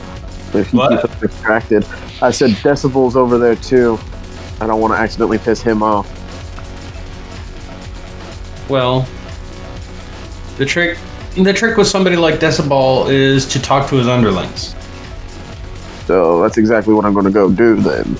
Yeah. Just, unless he talks to you directly, politely just talk to his underlings. Got it. And watching Frost go off, he heads over to Zach. Well played. Oh, I'm not just sitting there like a statue for my own entertainment. I needed to be entertained while I was staring at everybody looking ominous. You did a good job. that's what I do best. Aside from other things. So, I think battle lines are being drawn. I think we can all assume who's going for the big cup. Oh, I think everyone knows what's coming down. Yeah. But I overheard something a while back when Mr. Carbonera made his big entry at the last get-together we had. And I think it's causing space between Vu and Felix. Question is, does this help us? Or does it hurt us? Or does it do a little bit of both? Well, with those two, I imagine it will be both. But I would like to figure out the best way to use those two being at odds to be more helpful than hurtful. Felix has been bouncing around the place, sparring with people. He looks like he cornered... I saw him corner Frost, and Frost wants to punch him in the face. I saw him corner Dia. So, I saw him corner Dia. if he actually does, I may just talk to him again. I think I talked him off that ledge. But then I saw him corner Dia, and she looks like she's going to punch somebody in the face. So Felix is being Felix. Vu is being obnoxiously non-transparent. She's doing her flitting thing, but I can't read the emotional response of the people she's talking to as well as I'd like. And may I ask why you are prying on their conversations? Says the voice over your shoulder. I slowly and deliberately turn around. It's like, well, prying in conversations is seemingly what we all do here. It is the only way to play when everyone plays unfairly, is to play unfairly yourselves. Everybody knows that the dice are loaded. Everybody rolls with their fingers crossed. And he deliberately sings that part. And who Yes, am I? that is it. Who am I addressing? Now that I have turned about. You are addressing me, and I am addressing you, and I am addressing the musician. I was looking for more of a name than a vague idea. Well, what is a name but a vague idea? But if you will help for our conversations going forward, for you to have a name, you may call me Elias. You are McLarian, and you are Zach. I'm not sure which, according to the rumors, is which. Well, Zach would be the singer. And Oh, not singer that way. I didn't know that they meant that this person who was singing was the singer. The singer, you know, the toreadors that go crazy, that make everyone's head explode. oh, I don't think we have one of those. We have Crazy Possessed Tremere in town, if you're looking for one of those. No, I prefer not. I am not very much friends with the usual Tremere. It takes a very short, how do you say? A very, how do you say? Non-arrogant, non-vain, non-skullduggery-minded Tremere for me to get along with it. Well, next time I'm at the Chantry, I'll be sure to look around for one of those. I understand that they are very rare, my friend, but it's to be expected after all, yes? You guys are trained to work against each other so that the better rises to the top and the others have to serve them and kiss their feet, yes? That was the way of things for many years. It isn't quite as true as it used to be.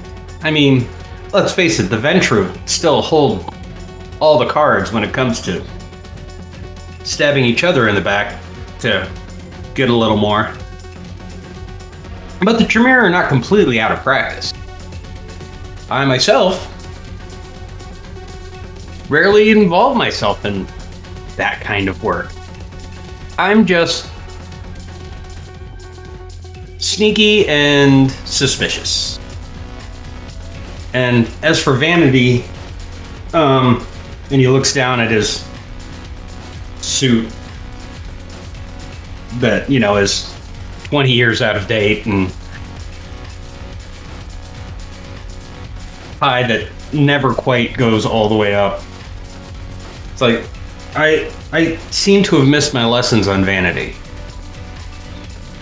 This is okay. Missing lessons are what makes everything far more enjoyable. I missed the lesson on not speaking to people from the shadows. And all of my conversations have gone great tonight because of this. Well, I was never a big conversationalist, but I like to watch how conversations affect a crowd. And that's what I was doing. I couldn't hear basically anything, especially over the blaring presence that is Erzuli. But I could watch how people changed during their conversations. Much like the way my friend Zach here can watch a crowd change when she plays one song versus another. Certain conversations have that effect on a smaller scale. Like my friend Felix over there seems to be cruising for dental work, while Erzuli is lighting up the place. Every conversation is its own little reaction.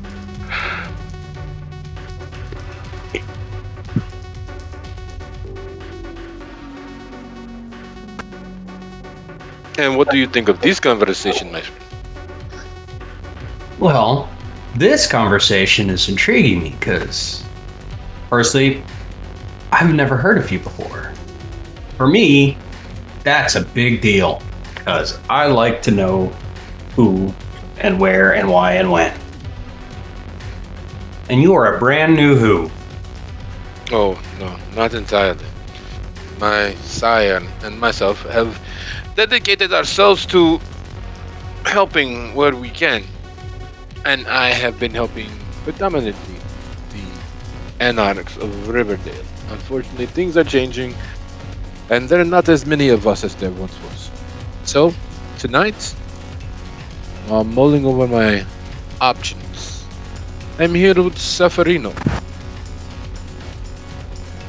and Lothair, and Katya, and Axel, and Celino.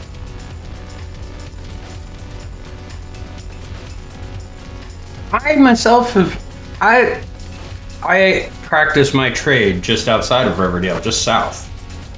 So. Oh, I am sorry for you. No, it's actually rather nice, but it means that I've been outside of, on a daily basis, I've been outside of what goes on in both towns. Only this last little while have I been this deeply enmeshed in our kind. I suppose that it is okay to come late to a party, but it's significant risk in doing so with this gathering of individuals. Well, the unfortunate truth of recent events is that while I was late to the party, most of the people running the party are now gone. So it's a whole new party. And I find myself in the middle of it. It makes it interesting. And it lets me have interesting conversations with new faces. So from what you have noticed, did you realize that not my business. I should leave that to you. You are far more skilled at these things than I. No one might wish to incidentally insult. The wonderful thing about being me is that I'm one of those rare Tremere that really doesn't get insulted. So go ahead, insult away.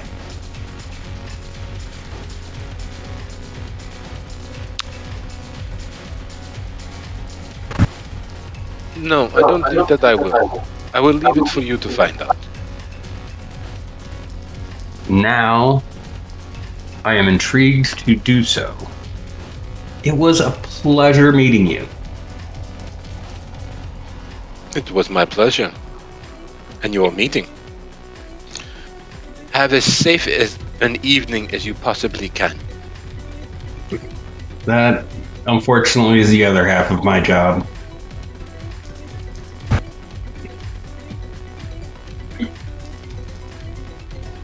And I watch the gentleman depart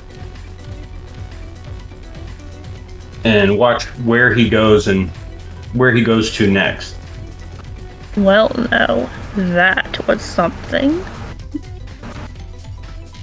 That was something. But it also means that there's something I haven't seen yet.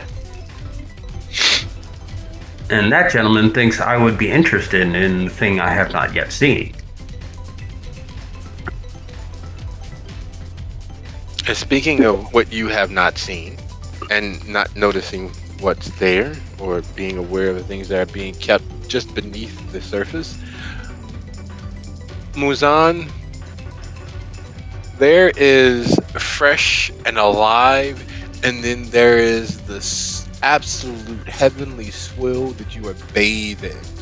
Having managed to not scare away based on the dint of your looks, having managed this staff, which are clearly better trained than your average such blood dolls and blood freaks, you find yourself in a suite of rooms designed around earth tones and gold, with 3 avaricious donors who ply themselves and yourself with just enough skill to get you to actually imbibe.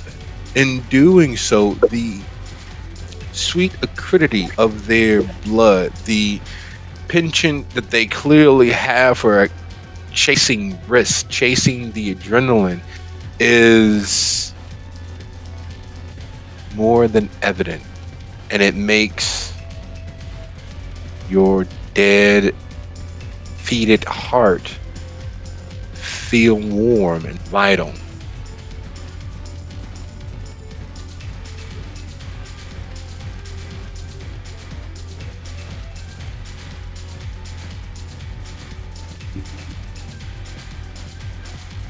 Now that's the stuff.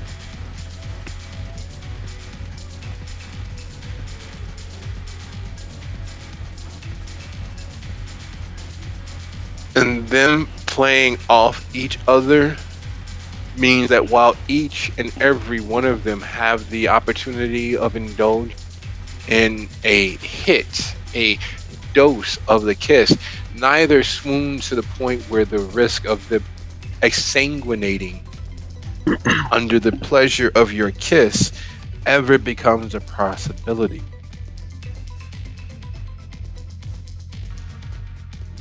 When you're feeding a few sips from one, the other 2 interject and help along and move the other out of the way, taking their place, taking their turn, while moving the other one back as they come down from their little bit of high, their bit of enjoyment from the pleasures of the kiss.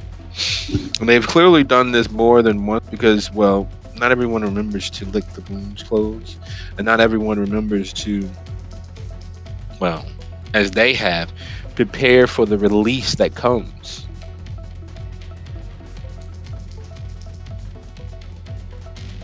Dia clearly has trained these donors far away and above any of the others that you have seen in action or having partaken of over your relatively long existence.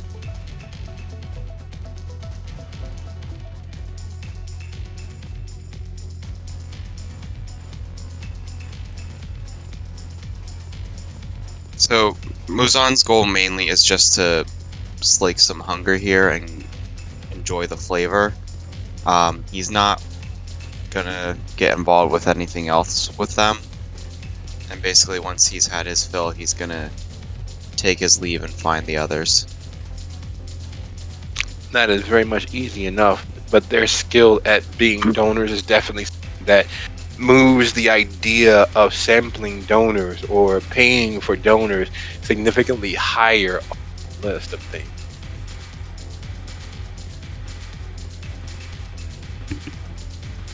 If I'm ever feeling lazy, I'll come back here again.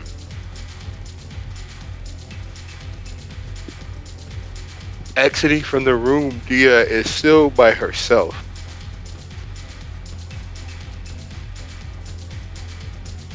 Muzan walks over to... You said Dia, right? Yes. So, you finding it lonely at the top?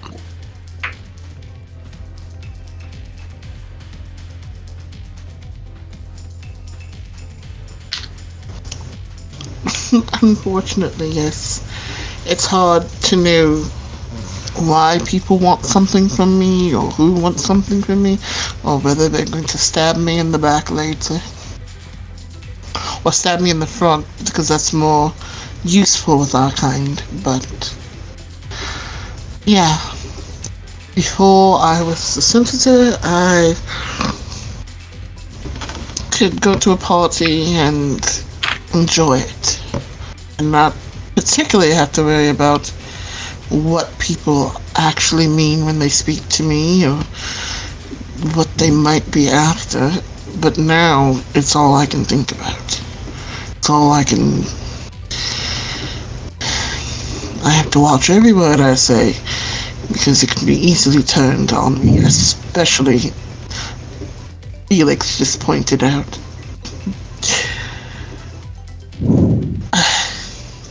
I don't know how Nicole did it, I really don't. I can see all the things that I took for granted being under her tutelage.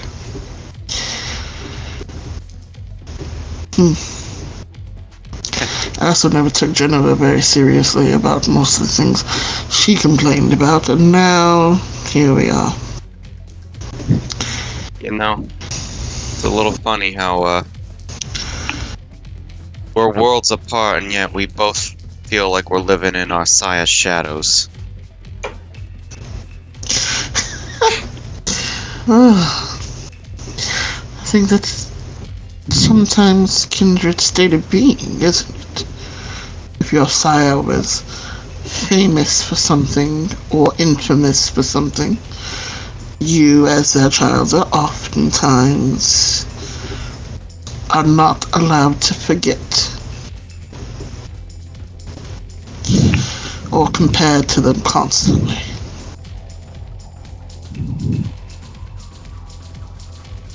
Yeah, it's been an interesting time, to say the least. I'm just glad no one in this city knows who he is.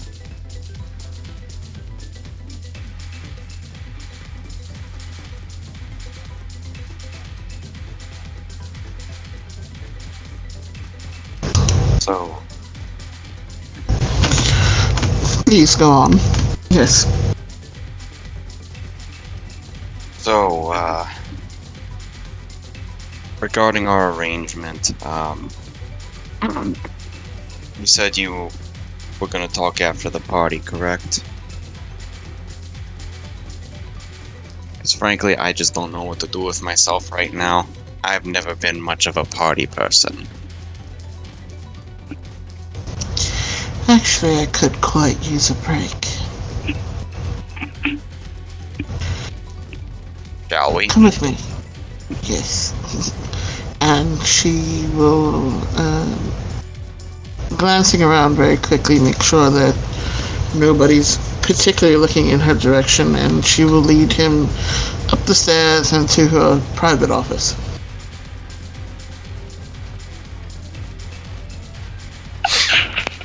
Okay, would you be so kind as to roll wits plus stealth? Both of us. Dia.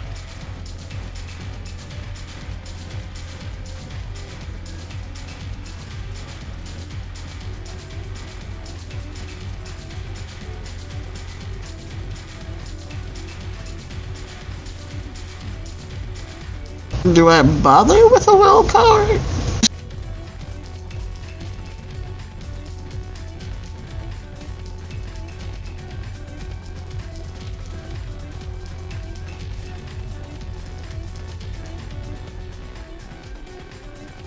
What are you asking me?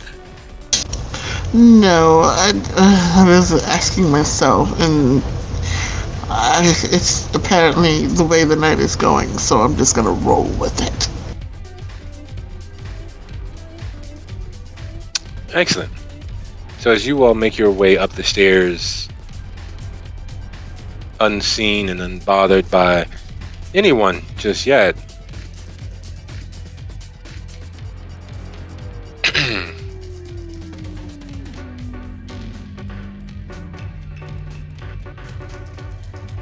slipping inside and closing the door behind you.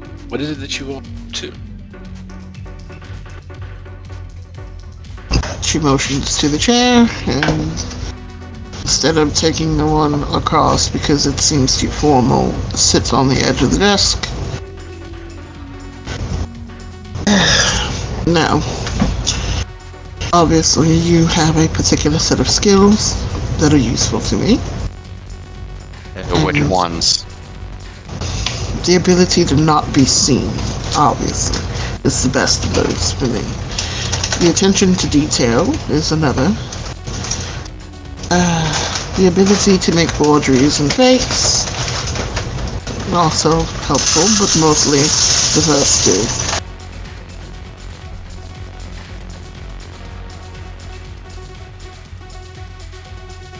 And I don't tell many people I do this, but I am also fairly good at building computers.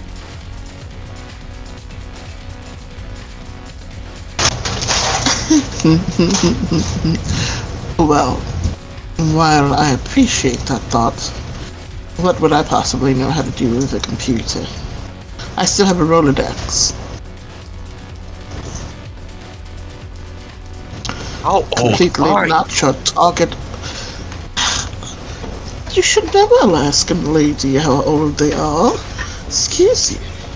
But quite close to a century or so, I believe. Now, I stopped counting.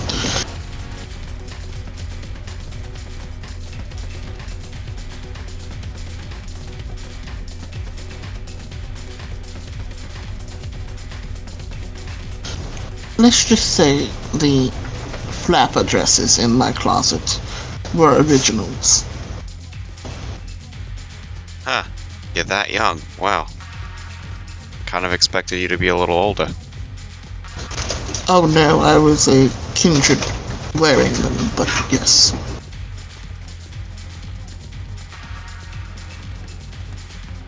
Well, anyway.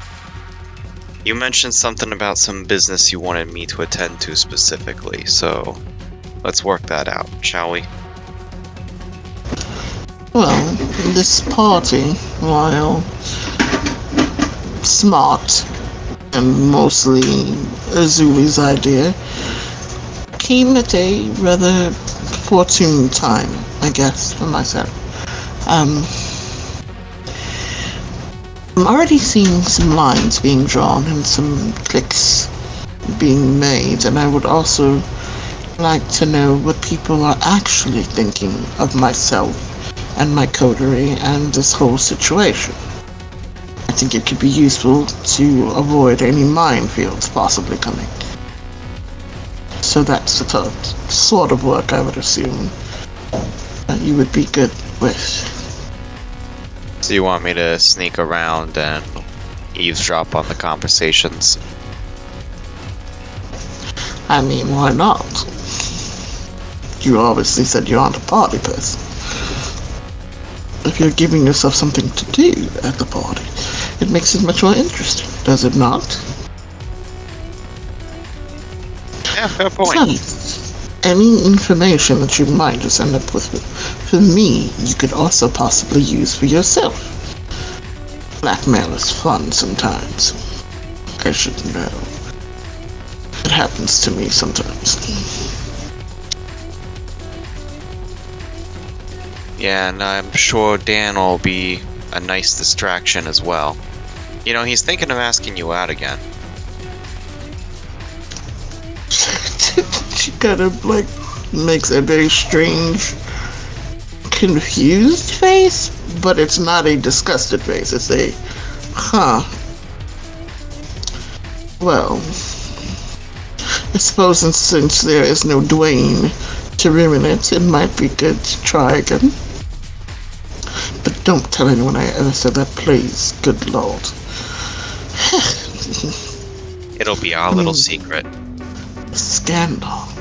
I can only imagine.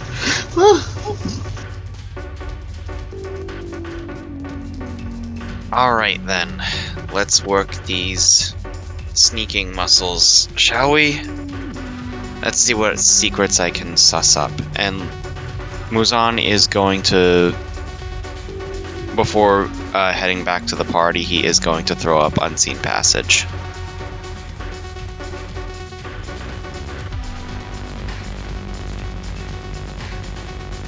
All right.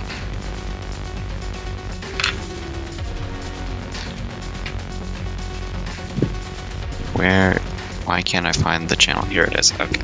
Because it's hidden. It's unseen. Oh god. All right. In the entire Discord.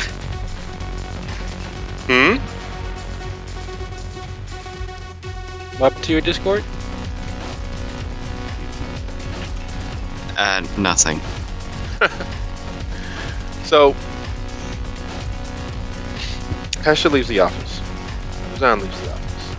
And as they're leaving the office, and all is quiet on the western front, while they've disappeared, Frost, Zach, and Seth, what is it you two are doing? Because it is without a shadow of a doubt that you, but all three notice Dia sneaking off with yet another Nosferatu.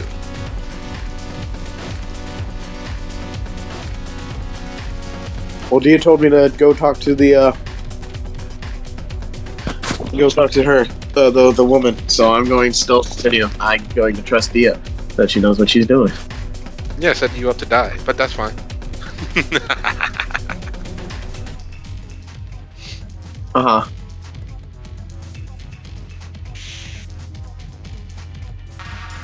Seth has dealt with Muzan enough to understand why Dia would need a moment alone to talk with him.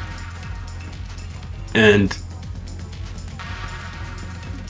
without moving anywhere, his attention is split between watching where Elias went after they talked and making sure no one else heads up towards the office.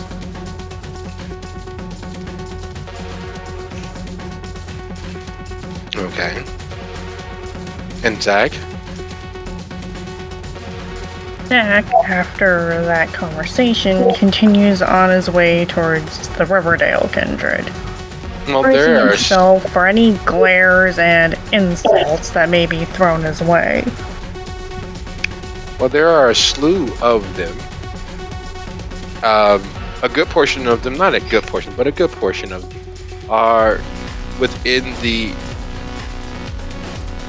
orbital gravity of Erzuli and those several kindred who are talking to themselves and talking to, well, being talked to and talking to Erzuli. If you look there on the whiteboard, on Chronicle, what is the absolute name of it? I'm sorry. Wait a second. It's called Chronicles Roadmap.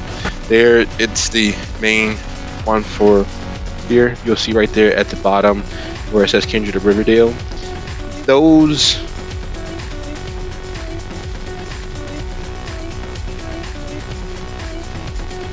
"14 Kindred" are in attendance. So, which of those 14 Kindred listed there are you attempting to speak with? Okay, give me just a moment to get over there.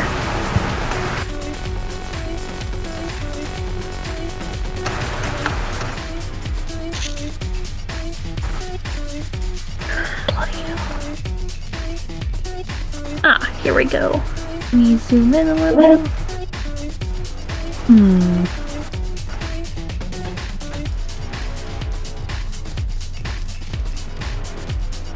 Well, he's actually heading towards one of the ones that he does not recognize. A new face.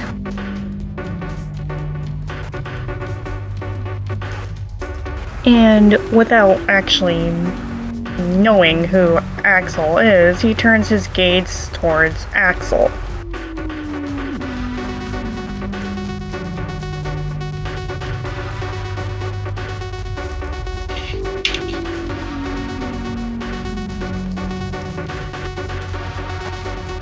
And makes his way over towards him.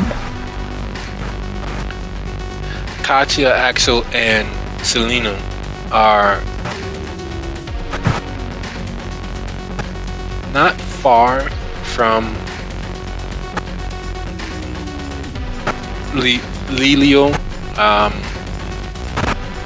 the Leo actually, but they're all in closer proximity.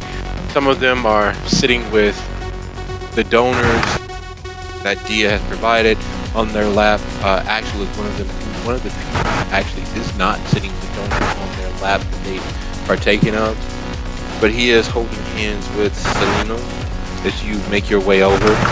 He looks up towards you with a smile. Leleo looks at you and gives a small, impolite sneer and gets up and walks away. Katya smiles with the sort of way that a stereotypical movie Valley girl would as she's sizing up the opponent. And Selena doesn't seem to really care about much at all except for the donor that she has just finished with, and is gently, though less than polite, pushing them from her lap.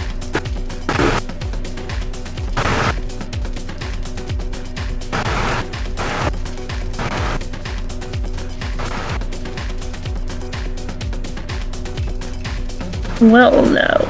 I do not believe we have had the pleasure of meeting before. I am Zach Fokir. I'm sure, or at least some of you already know that. See, we know this. Why are you making your way to us? You've never spent time with us in your club. And according to Drew, you have made your decision to leave the city and leave the Betty, the Rosie, to him.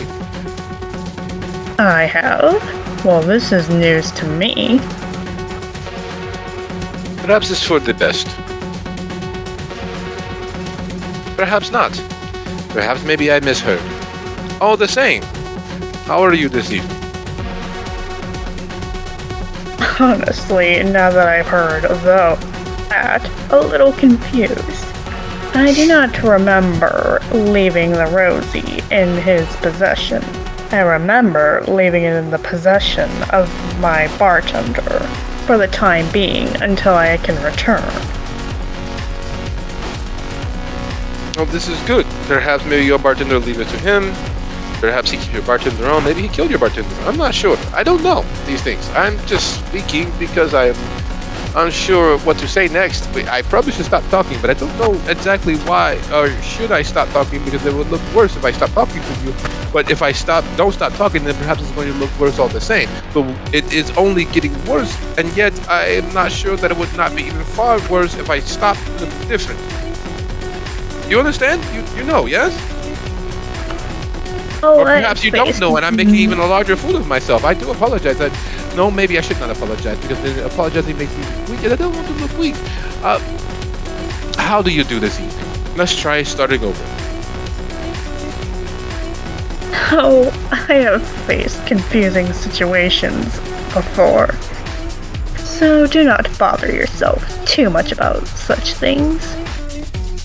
Oh no, Now. you said too much. That means that perhaps there is a right amount of bother that I should make, and I'm not making it. Okay. Whew. Wait. Okay. Hello, Zach Volkir. It is a pleasure to see you. How are you doing this evening? No, that sounded too robotic. Like that.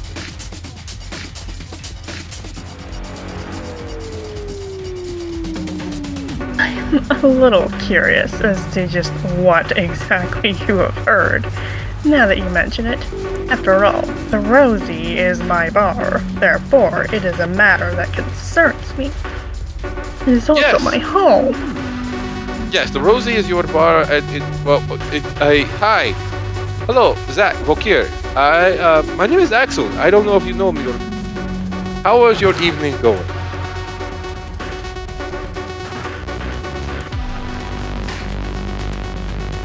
Well, it's been rather chaotic, but it can be much worse. And in Zach's head, he's thinking that Axel is starting to sound like a broken record. So he looks towards one of the others, hoping they'll pick up the slack. Selena leans back, her head against the back of the dais that she's resting on. It is clear that she is properly suited, and Katya hasn't decided on what exactly is going on. Her head bouncing between Axel speaking to you and you speaking to Axel, trying to decide what it is exactly that she's witnessing.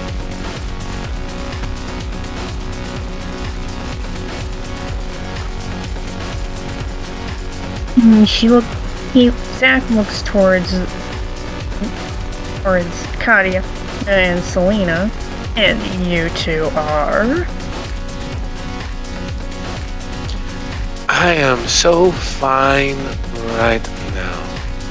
I need to come to Dalton more often, because while it is so much of a shithole, it is perhaps maybe not as bad as I thought, considering, oh my god, if this is what you guys get over here, I'm gonna have to definitely spend more time. Like, man, this is me.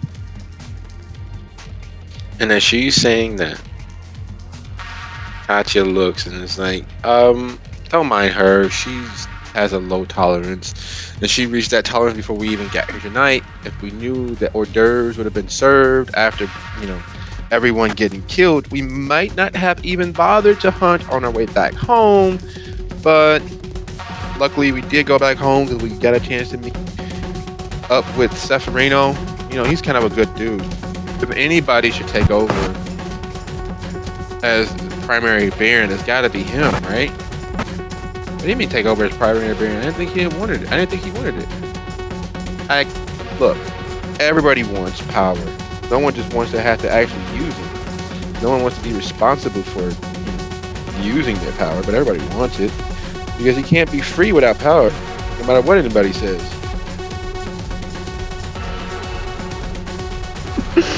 Why is that song everyone knows suddenly coming to mind? What song are you talking about? Have you ever watched the movie Pump Up the Volume? You mean that new Christian Slater movie? Yes, that's the one. Yeah. I don't see any, Black Death cigarettes on you. What are you trying to say?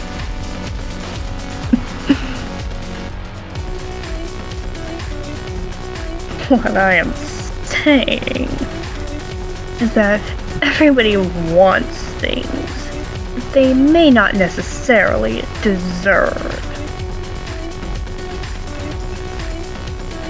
But who am I to say? I'm just me. Everybody No one wants important. something. But if you want freedom, The only way to maintain freedom is with a sense of power. It's going to corrupt you, but you have to be willing to take that sacrifice if you care about anybody else. And in a way, power still can find you. At least that's what I heard. No, power doesn't find you. You gotta make it happen. We all know this, and that's the illusions that everybody tells us knows. Wait, I said confine, not find. Oh, confine. Only if you want it to be, because the only way to be free is with power. But if you let it rule you, then you are just a slave to it. Power, like anything else, is just a tool. It's a great tool. It fixes 90% of your problems. But because it fixes 90% of your problem, the 10% that is left that it cannot fix becomes 90% stronger. And whatever you don't kill grows in strength. Hello, I'm Axel. Zach, I would like to say hello, good evening. How is your evening going? Katya is all about the politics, and that is very, very bad. No one likes talking politics or religion, and it should not be done in public. But it is being done here and now and making everyone uncomfortable. Perhaps, maybe we should talk about music. You mentioned a song. Would you play us a song? It happens. Axel, I still calm have. down. Or better yet, Axel, shut up. We have a former anarch, and I'm trying to lure him in so that he actually reveals why he betrayed us. And as long as you keep interrupting, I will never be able to get there. So you were saying power confined, but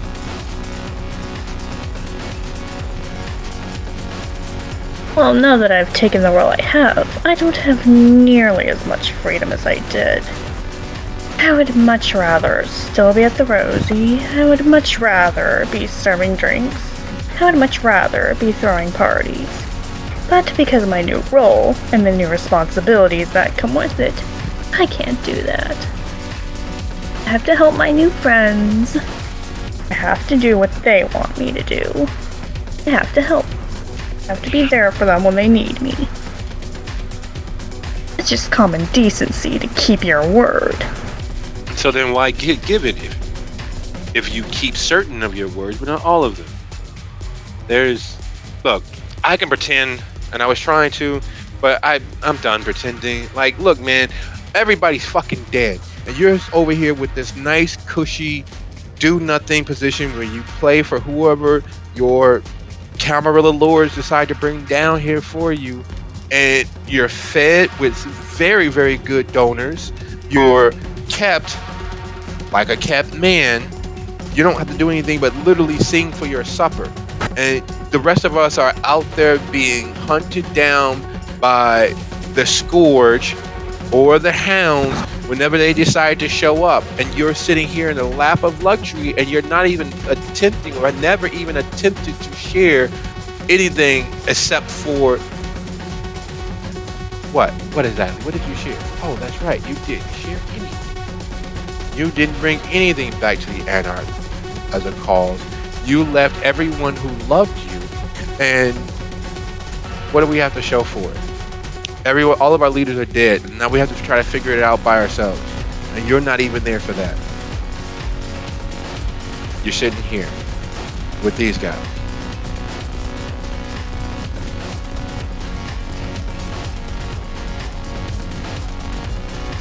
Hello, I'm Axel.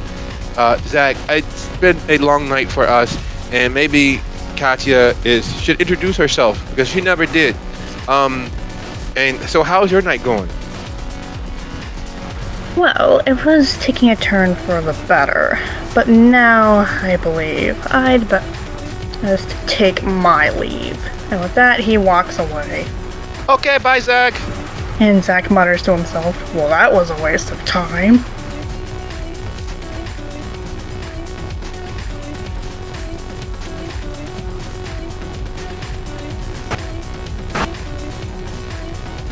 And as Zach moves away from Katya, Celino, and Axel, and Frost is standing a hair's breadth from Decibel,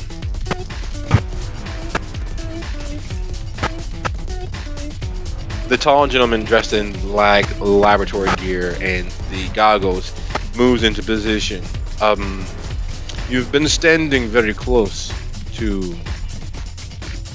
the Voavad. Is there something that you would like, my little friend?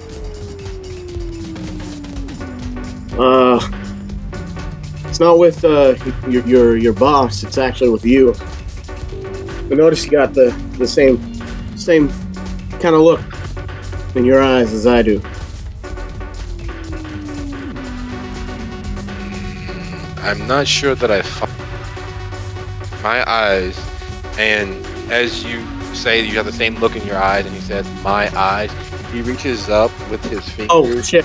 I'm talking to Dustin. And takes out one of his eyeballs, the nerve that's attached and the tendon behind it being pulled out as he does, and he squeezes and manipulates and squelches, and while he has not roused the blood, so it's not an absolutely spouting bloody mess, there's not a huge flow of mucus or the liquid tears and all. No, it's not messy in that regard.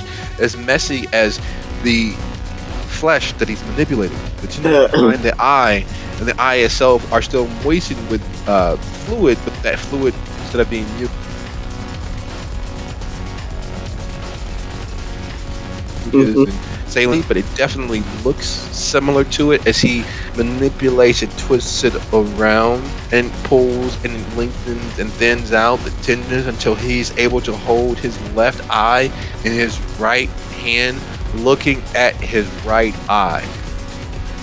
I am not sure that I sorry, see. sir, I wasn't talking to you. I was talking to your companion.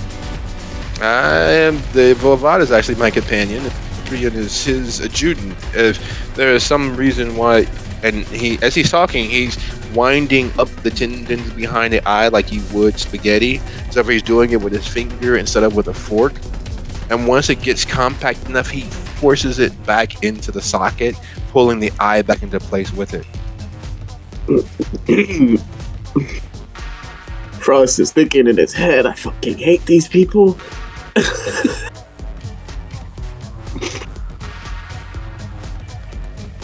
Perhaps I should start at the beginning.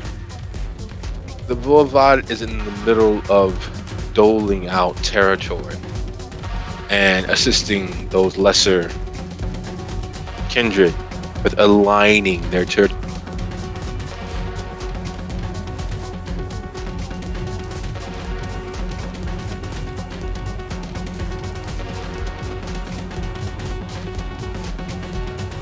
For the most harmonious with the mage Calabalarshi. You are not a senator nor a baron.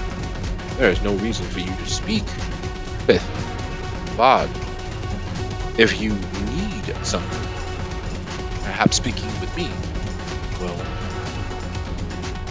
help. And if I cannot, and it is of sufficient importance, I could ensure that you have a moment with the Voavad. Potentially not at this exact moment, but soon. Thank you, sir. But it is something that is about my bloodline. Our bloodline, most likely. Oh, you are a Samich as well? Oh, excuse me, say that again? You are a Samich as well. Samich? Yes. Samich. A wolf. Gangrel. Really? You don't seem like Anger.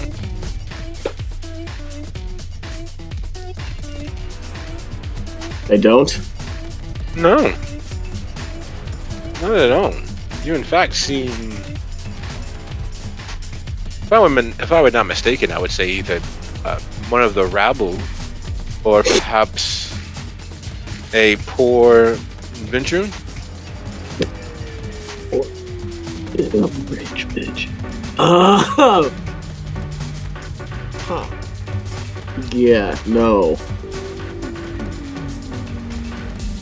Those other bloodlines.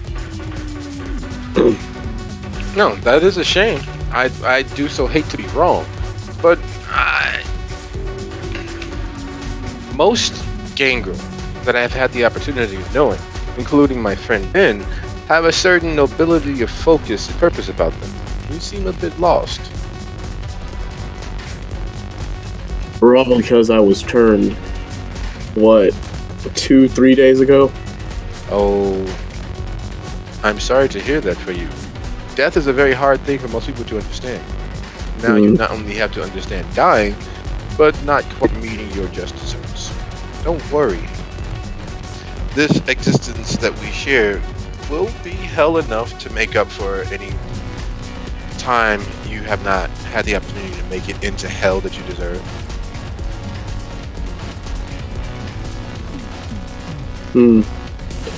Yeah, the death part didn't really faze me with the line of work I used to work for. But I want to talk to someone other than Dia about my how you say it, ticks. Well, in all honesty, the curses of blood are not really of the sort that you can avoid. But learning to be a full upstanding member of one bloodline or the next typically works equally well. It's a product. It's a consequence of nature versus nurture. While your nature may in fact be a violent mess, which it seems to be, your nurture doesn't have to be, which could give you the opportunity of making your life less hellish.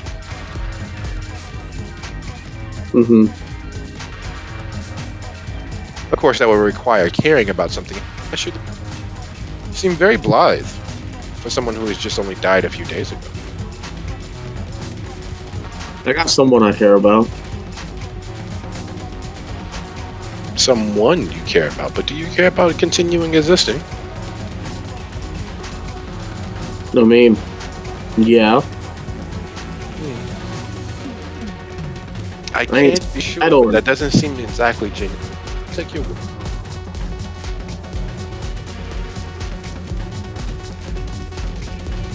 All I'm saying is, my life ain't as important as some others.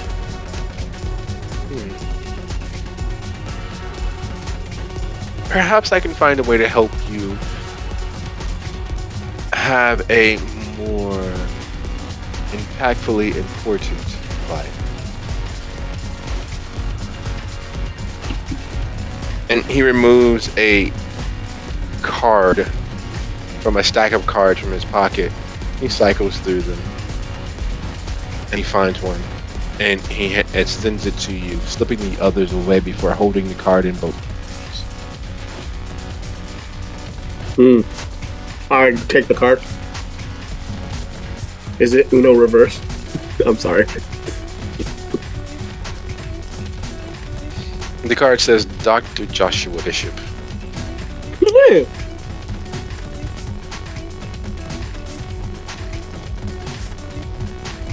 Who's this? This is myself.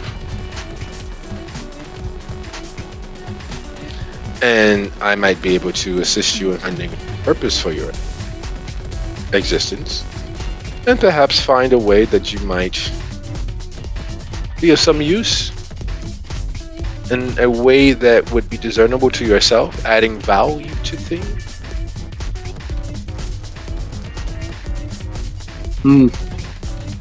Okay. I'll make sure to hit you up then.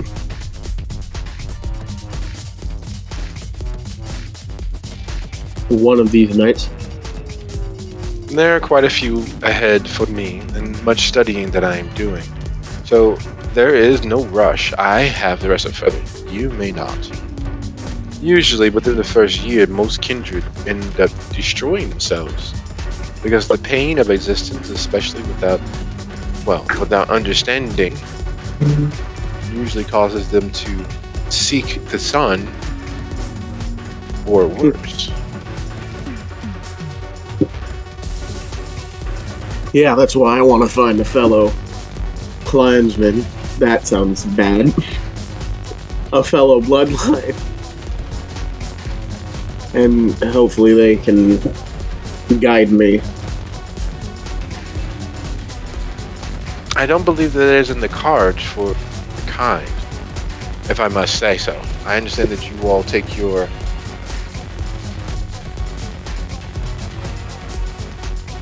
you use utmost patience and vet and suss each other out in such a state as to ensure you will survive. Like I said, I do not have suicidal tendencies, so I plan on living a lot longer. You may believe as such. However, statistics don't lie. Like all the numbers that surround them make them up. They don't lie. Most kindred don't have it in them to survive long in this life. I'm not that do. And it's a special breed. Either by their hand, suicide, by Second Inquisition, or worse. Second Inquisition. I see your tutelage has not been nearly formative enough. What, is that like the Spanish?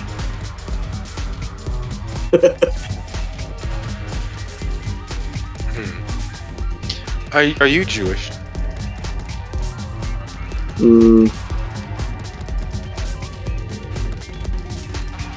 Not really. Are you Armenian? Middle Eastern. And Italian. I see. Not that great many massacres that happened to either of those people, but jesting about the Second Inquisition would be akin to jesting about most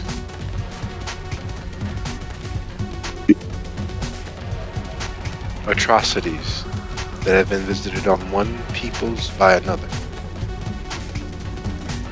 And while many of the younger, there are no holy cow, nothing that is too taboo, and that we are all heading to hell, so why bother caring about what is existing? That nihilism is indicative of those who don't have the intestinal fortitude for longevity. That path is either madness or death, and usually a combination of the two. Perhaps you should use my card and contact me sooner rather than later. So if I contact you tomorrow night, will you pick up then? Tomorrow could potentially work depending on time and reach out, yes. I'll see you within the week then, that's for sure. Excellent. Enjoy your evening, sir. You too. And nice talking with you. Yeah, he starts walking off, I guess. Going to Seth. He walks over to Seth. And as Frost, Seth convene, and as Dia makes their way back into the gathering, and as Zach escapes their fellow compatriots, it is 5 minutes after the hour. We've talked and we've learned everything, just like the devil himself, been in the details of our evening. It was only upon further focused consideration that some of the truths in the situation will come to light. And all that light may be in the near future or in the distant future. Characters, I'd like to thank you for a lovely session, and I'll see you guys next session. Good night, everybody. This Night. Everyone. Wait, Steph, I need to talk to you.